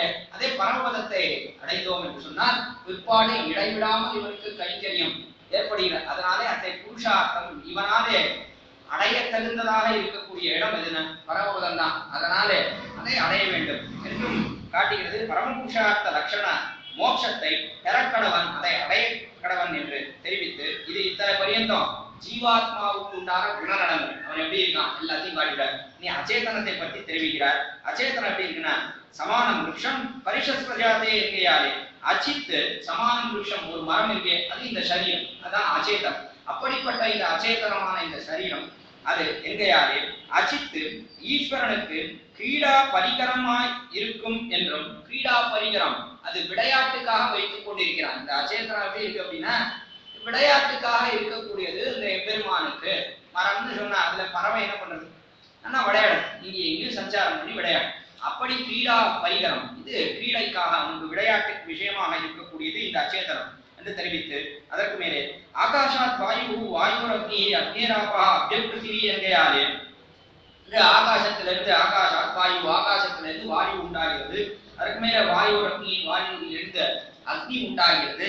அதற்கு மேலே அக்னேராபா அக்னியிலிருந்து ஆபா ஜலம் உண்டாகிறது. மேலே அபியபிருத்திவி என்ற ஜலத்திலிருந்து சமுத்திரம் உண்டாகிறது என்று இது வேதாந்த வாக்கியம். இது எப்படி சிருஷ்டி எப்படி ஏற்படுறது, ஒன்றிலிருந்து ஒன்று எப்படி உண்டாகிறது என்று தெரிவிக்கிறது இவ்விடத்திலே. என்கையாலே சதுர்விம்சதி தத்வாத்ரயமா சதுர்விம்சதி தத்வாத்மாய் பரிணமிக்கும் என்றும் எப்படி இருக்குன்னா மாறுபாட்டை அடைகிறது. மாறுபாட்டை அடைகிறன்னா சதுர்விம்சதி 24 தத்னங்கள் இந்த மூல பிரகிருதி என்று சொல்லக்கூடியதிலிருந்து 24 தத்துவமாக பிரிந்து இருக்கிறது. ஆழ்வார் சுலபமா காட்டுகிறார். பொங்கை புலரும் பொறியையும் கருவேந்திரியம் ஐம்பூதம் இங்கு புயிரே கிடைக்கிறது மகான்கார மனங்களே என்ற 24 தத்துவங்கள்னு காட்டினார். கர்மேந்திரியம் 5, ஞானேந்திரியம் 5 எல்லாருக்கும் தெரிந்த விஷயம் தான். கர்மத்துக்காக இருக்கக்கூடியது 5, ஞானத்துக்காக செவி வாய் கண் மூக்கு உடல், அதற்கு மேலே ஸ்ரோத்ர தொக்கு சக்ஷு ஜிஹ்வா கிரணம் என்று சொல்லக்கூடிய இந்த 5 செவி வாய் கண் மூக்கு உடல் இது ஞானேந்திரியம். அதற்கு மேலே கர்மேந்திரியம் கர்மத்துக்காக வாக் பாத பாணி பாய் உபஸ்தம் என்று சொல்லக்கூடிய வாக்கு பேசுறது, பாதம் நடக்கிறது, பாணி கையானது, அதற்கு மேலே பாணி உபஸ்தம் என்றால் முன்னாடி செயல்படக்கூடியது பின்னாடி செயல்படக்கூடியது கழிவுகளை கழிக்கக்கூடியது. அப்படிப்பட்ட இந்த உறுப்புகள் இதெல்லாம் கர்மேந்திரியம் ஞானேந்திரியம் கர்மேந்திரியம் இது 5. அதற்கு மேலே பஞ்சபூதங்கள் அது பிருத்திவி அப்பு தேஜஸ் வாயு ஆகாசம் என்று சொல்லக்கூடிய 5 பூதங்கள் அது 5. அதற்கு மேலே 4 தத்துவங்கள் மகான் அகங்காரம் உயிர் இங்கு உயிரே பிரகிருதி பிரகிருதி மூல பிரகிருதி மகான் அகங்காரம் என்று சொல்லக்கூடிய இப்படிப்பட்ட இந்த 4 தத்துவங்கள் என்று இப்படி 4 நாளாக பார்க்கிறோமே இதெல்லாம் 24ஆக பிரிந்திருக்கிறது என்று பார்க்கிறோம். இந்த 24 தத்துவங்கள் இருக்கு. இந்த 24 தத்துவம் தான் அச்சித் தத்துவம். அதை காட்டுகிறார் இடத்தை. அச்சித் தத்துவம் 24. அதற்கு மேலே மிருத்திகேத்யேவ சத்தியம் என்கையாலே துச்சப்தம் துச்ச வியாவர்த்தமாய் இருக்கும் என்றும் மேலே நான் மிருத்திகேத்யேவ சத்யா என்று மிருத்திகேத்யேவ சத்யா என்கிறபடினாலே மிருத்துனா மண், மண்ணானது எப்படி சத்தியமோ அதே போலே சத்தியம் எல்லாம் சத்தியம். மிருத்திகா இதி சத்யா அவர்கள் என்ன தெரிவிக்கிறாருன்னா அத்வைதத்துல இதே வேதாந்த வாக்கியத்துக்கு தெரிவிக்கக்கூடிய அர்த்தம் என்னன்னா மிருத்திக மண் இருக்கே அது சத்தியம். அது சத்தியம்னா மிருத்திகா ஏவ சத்யா என்று அவர் மிருத்திகா அது ஒன்றுதான் சத்தியமே தவிர அதை போல என்ன பிரம்மம் ஒன்றுதான் சத்தியம். பிரம்மத்தை தவிர அந்த மண்ணிலிருந்து பார்க்கப்படக்கூடிய குடமும் குடம் மண்ணால ஒரு பெரிய குடம் பண்றான், ஒரு பெரிய பானை பண்றான், அது எல்லாம் அசத்தியம்.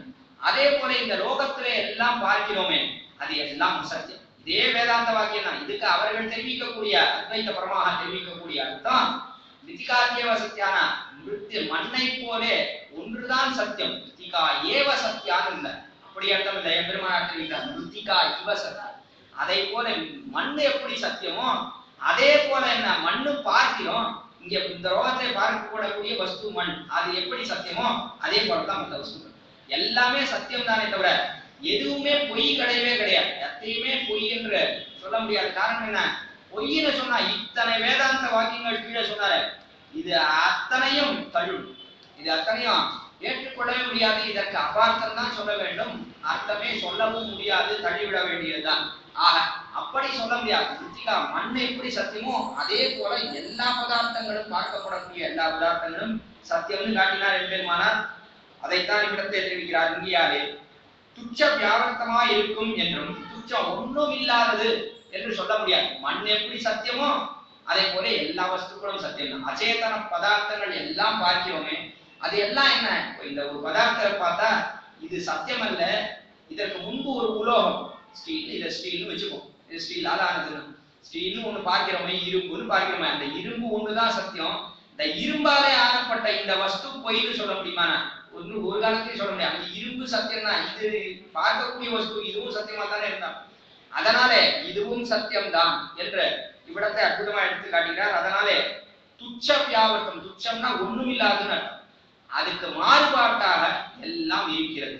மிருத்திகா இவ சத்தியம், மண் எப்படி சத்தியமோ அதே போல எல்லா பதார்த்தங்களும் சத்தியம்னு அஜித்துக்கு என்னெல்லாம் குணநலங்கள் உண்டோ அதையெல்லாம் காட்டுகிறார் என்று அதை தெரிவித்து துச்சகத்தவாச்சும் இப்படி தத்துவத்திரயத்தினுடையவும் ஸ்வரூப சுபாவாதிகளை இந்த அஜ்ஞான வர்த்தகமான பூலோகத்திலே அஜ்ஞானத்தை மேலும் மேலும் வர்த்தகம் அபிவிருத்தி செய்து கொண்டே போயிடும், மேலும் மேலும் வளர்க்கக்கூடிய இந்த பூலோகத்திலே யதாவாக உபதேசித்து உபகரித்த என்றபடி அதையெல்லாம் உள்ளபடி உபதேசித்த பிரம்மம் எப்படிப்பட்டது, அச்சேதனம் எப்படிப்பட்டது, அதே போல ஜீவாத்மா எப்படிப்பட்டது, இது எல்லாவற்றையும் உள்ளபடி உபதேசித்தார். புறத்தல் காத்தல், காத்தல் ரட்சித்தார் எம்பெருமானார் தெரிவித்தார். அன்றைக்கு இரண்டாம் யோஜனைக்கு அனுகுணமாக இரண்டாவது யோஜனை இரண்டாவது விதமான அர்த்தம் யோஜனைனா அடுத்தபடியா அர்த்தம் தெரிவித்தார். இதை தெரிவித்தார்.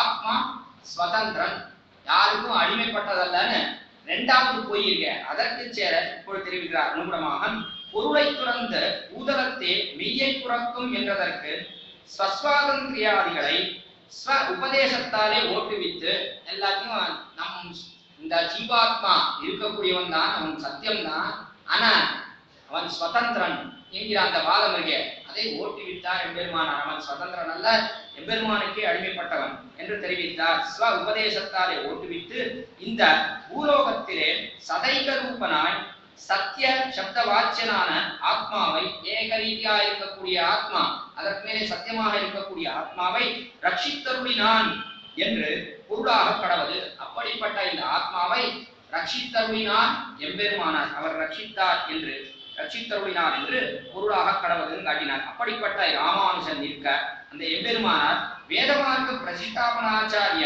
உபயவேதாந்தாச்சாரியராய் திருத்துகைக்கு ஆராகினம் ஆளுண்டோ என்று இந்த எம்பெருமானார் எப்படி இருக்காருன்னா உபயவேதாந்த பிரதிஷ்டாபனா ரெண்டு வேதத்திலையும் உபயவேதான அதான் நம்முடைய சம்பிரதாயத்தில் இருக்கக்கூடிய பெரியவர்களுக்கெல்லாம் என்ன ஒரு பெரிய விருது டைட்டில்னு சொன்னா உபயவேதாந்த பிரவர்த்தகாச்சாரி. மற்ற சம்பிரதாயத்தில் அது கிடையவே கிடையாது. ஏன்னா இவ்வாளுக்கு தான் ரெண்டு வேதாந்தம் உண்டே தவிர சம்ஸ்கிருத வேதம் என்றும் திராவிட வேதம் என்றும் தமிழ் திவ்ய பிரபந்தம்னு ரெண்டு உண்டே தவிர மற்ற பேருக்கு அந்த ஒரு காலத்தையும் அடைமொழி பொருந்தவே பொருந்தாது. இவர்களுக்கு தான் அது பொருந்துமே தவிர மற்ற பேருக்கு பொருந்தாது தெரிவிக்கிறார் எம்பெருமானார். வேதமார்க்க பிரதிஷ்டாபனாச்சாரிய, வேத மார்க்கம் வேதம் எந்த மார்க்கத்தை காட்டுகிறதோ அதிலே நன்றாக பிரதிஷ்டாபனாச்சாரிய நன்றாக ஊன்றி இருக்கக்கூடிய ஆச்சாரி. ஆச்சாரியன்னா அவர் தாமும் உபதேசிக்கிறார். ஆசிரியருடைய சாஸ்திரார்த்தான் அவர் தான் சாஸ்திர அர்த்தங்களை நன்றாக தாம் அனுஷ்டிக்கிறார், தாம் உபதேசிக்கிறார். அவரை பற்றினவர்களை அதிலே நிலைநிறுத்துகிறார். அப்படிப்பட்டவர், அவருக்கு தான் ஆச்சாரியன்னு பேரு. அதனால எம்பெருமானார் தான் ஆச்சாரியர். அதை காட்டுகிறார். பிரஷ்டாபன ஆச்சாரியர் உபய வேதாந்த ஆச்சாரியராய் திருத்துகைக்கு 6000 ஆள் உண்டோ. இப்படி இருக்கக்கூடிய எம்பெருமானா திருத்தத்துக்கு யாராவது ஆள் உண்டா?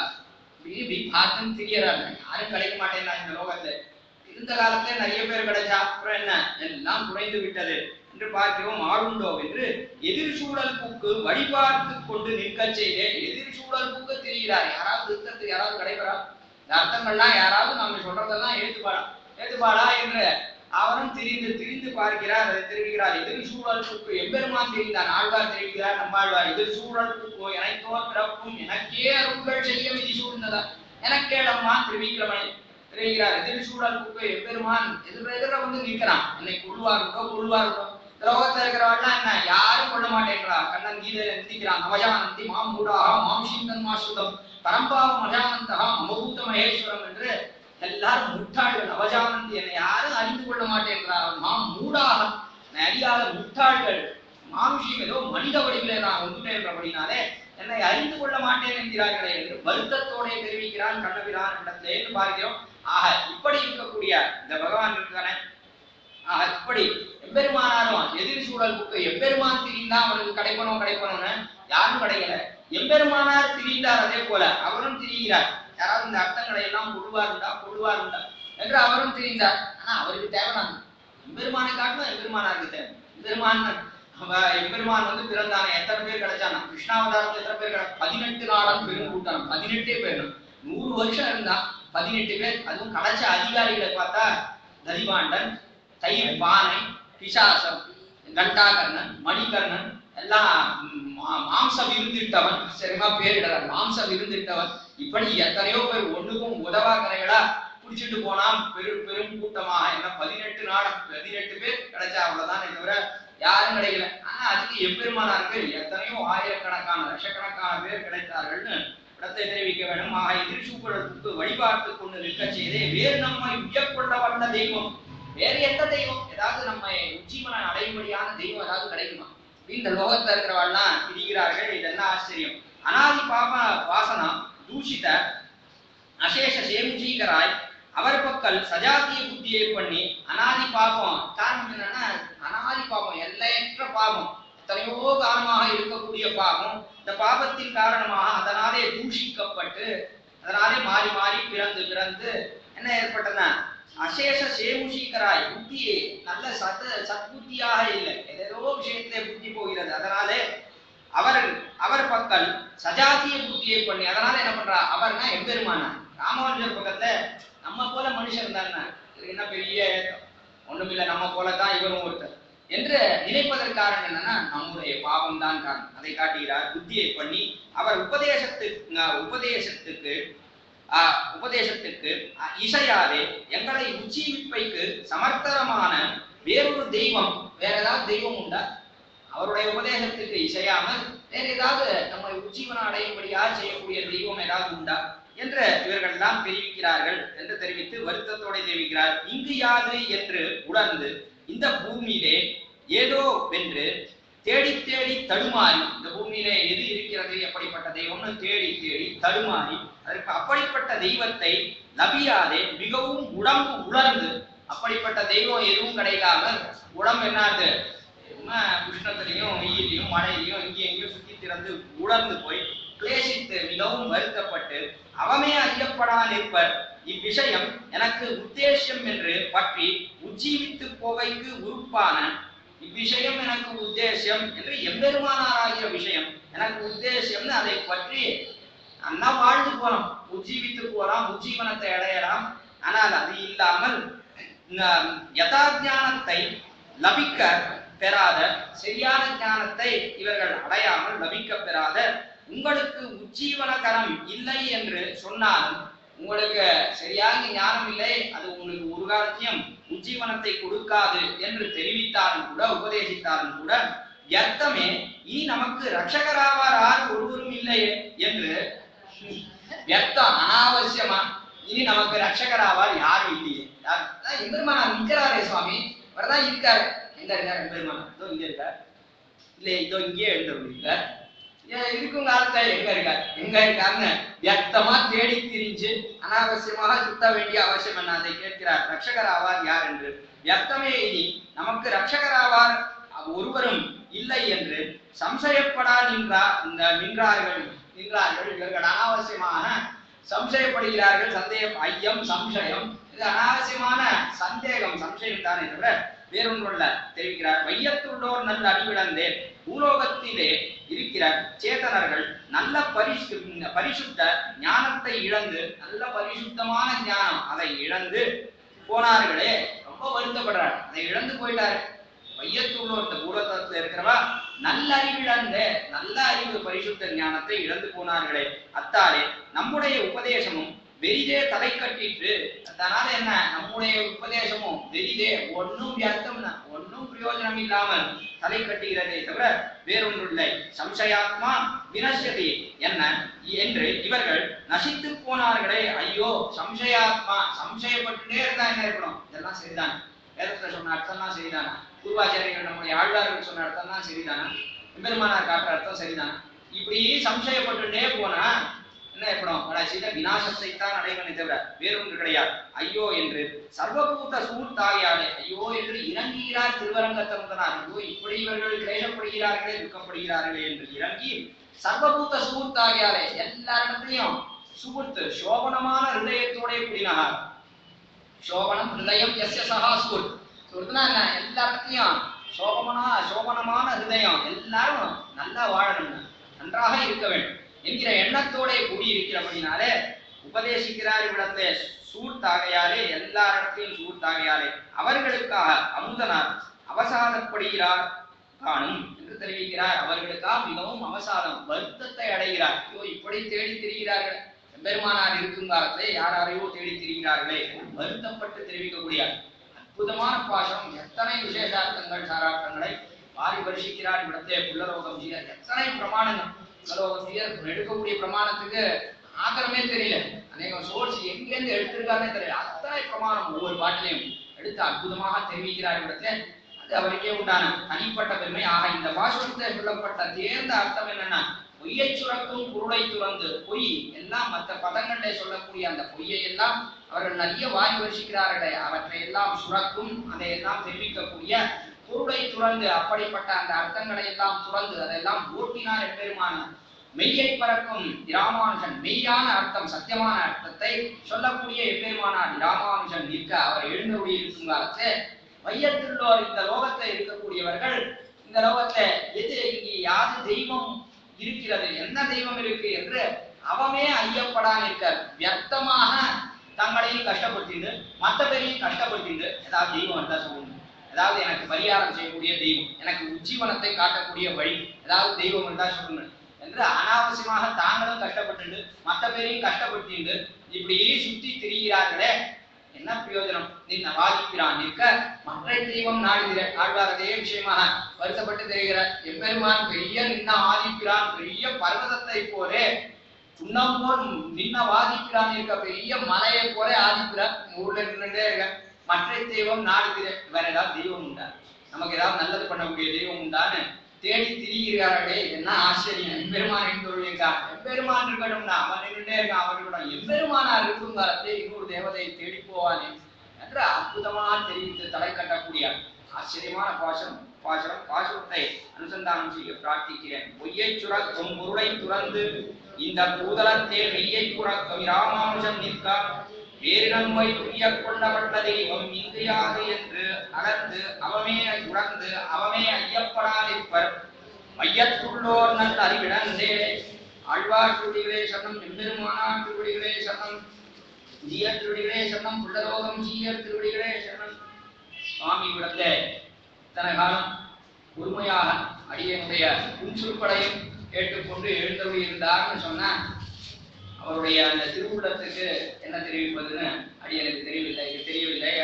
அந்த திருவுள்ளத்துக்கு மங்களாசாசனம் செய்வதா அல்லது அந்த திருவுள்ளத்துக்கு என்ன வார்த்தையிட்டு தெரிவிப்பது என்று தெரியவில்லை. அடியனுக்கு அவருடைய அந்த பொறுமைக்கு மங்களாசாசனம் பாட வேண்டும். அடியனுடைய புன்சொற்படையும் கேட்டு இத்தனை நேரம் எழுந்தருளி இருந்தார்னு சொன்னா அவருடைய அந்த பொறுமைக்கு மேலும் மேலும் மங்களாசாசனம் செய்கிறேன். இவ்விடத்தில் அவருக்கு அவகாசம் இருக்குமே ஆனால் இன்னும் தொடர்ந்து 3 நாட்கள், நாளை தினம் தொடர்ந்து முதல் திருவந்தாதி சாயங்காலம் 6:30 மணியிலிருந்து 8 மணி இவ்விடத்தை நடக்க இருக்கிறது. அதற்கும் அவர் எழுந்தருடைய அவகாசம் இருக்குமே ஆனால் எழுந்தருடைய இருந்து நம் எல்லோரையும் ஆசீர்வாதம் செய்ய வேண்டுமா அவர் திருவடி தாமரை பிரார்த்தித்து அமைகிறேன். குற்றம் குறைகளை சமிக்க வேண்டும் திரு சுவாமி நடத்தை பிரார்த்தனை.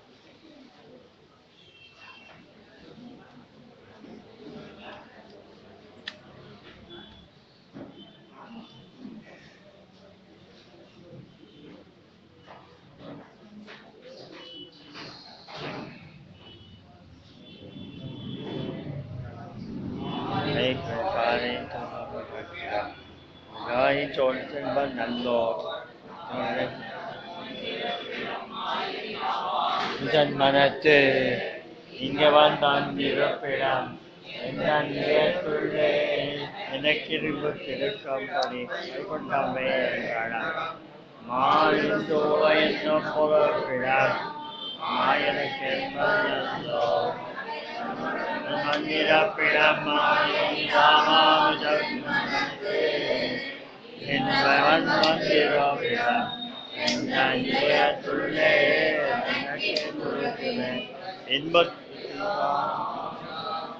எங்கும் எவ்விடத்தும் இன்புத்தனோ உடல் தோன்றும் கிடந்திருந்து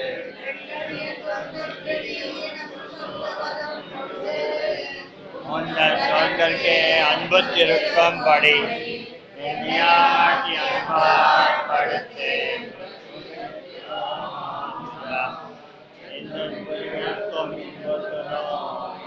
உடல் தோன்றும் இருந்து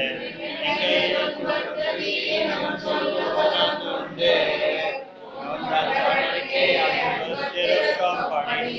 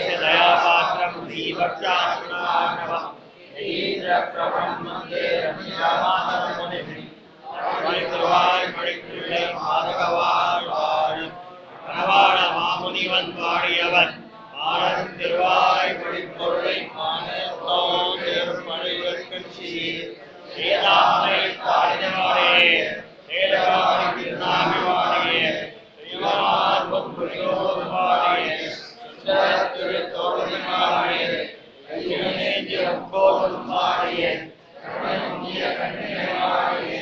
இல்லாத பிரபாதமாமி வாடியே விழாகள் வாழ கன்னிகள் வாழ கரோபன் தந்தமிழ் வாழ சூர்ண மண்டலகம் வாழ நவாழ மாமுனியே நாட்டாடிரம் வாழி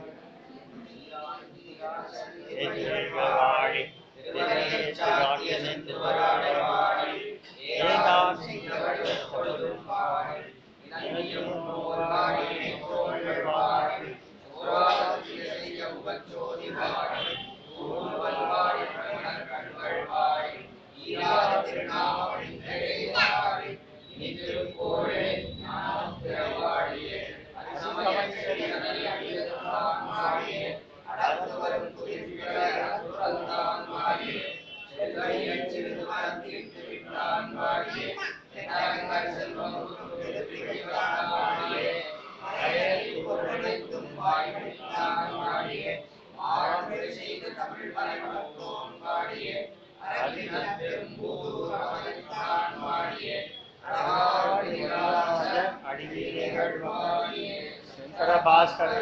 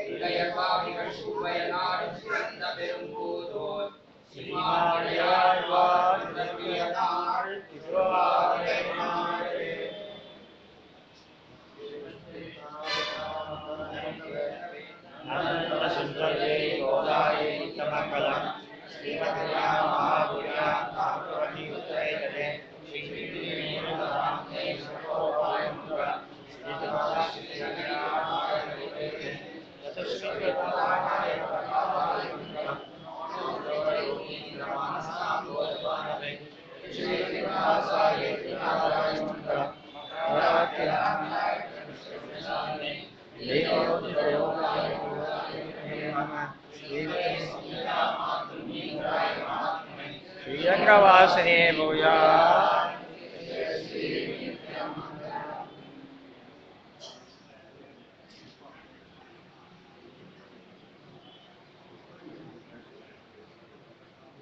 वर्ष का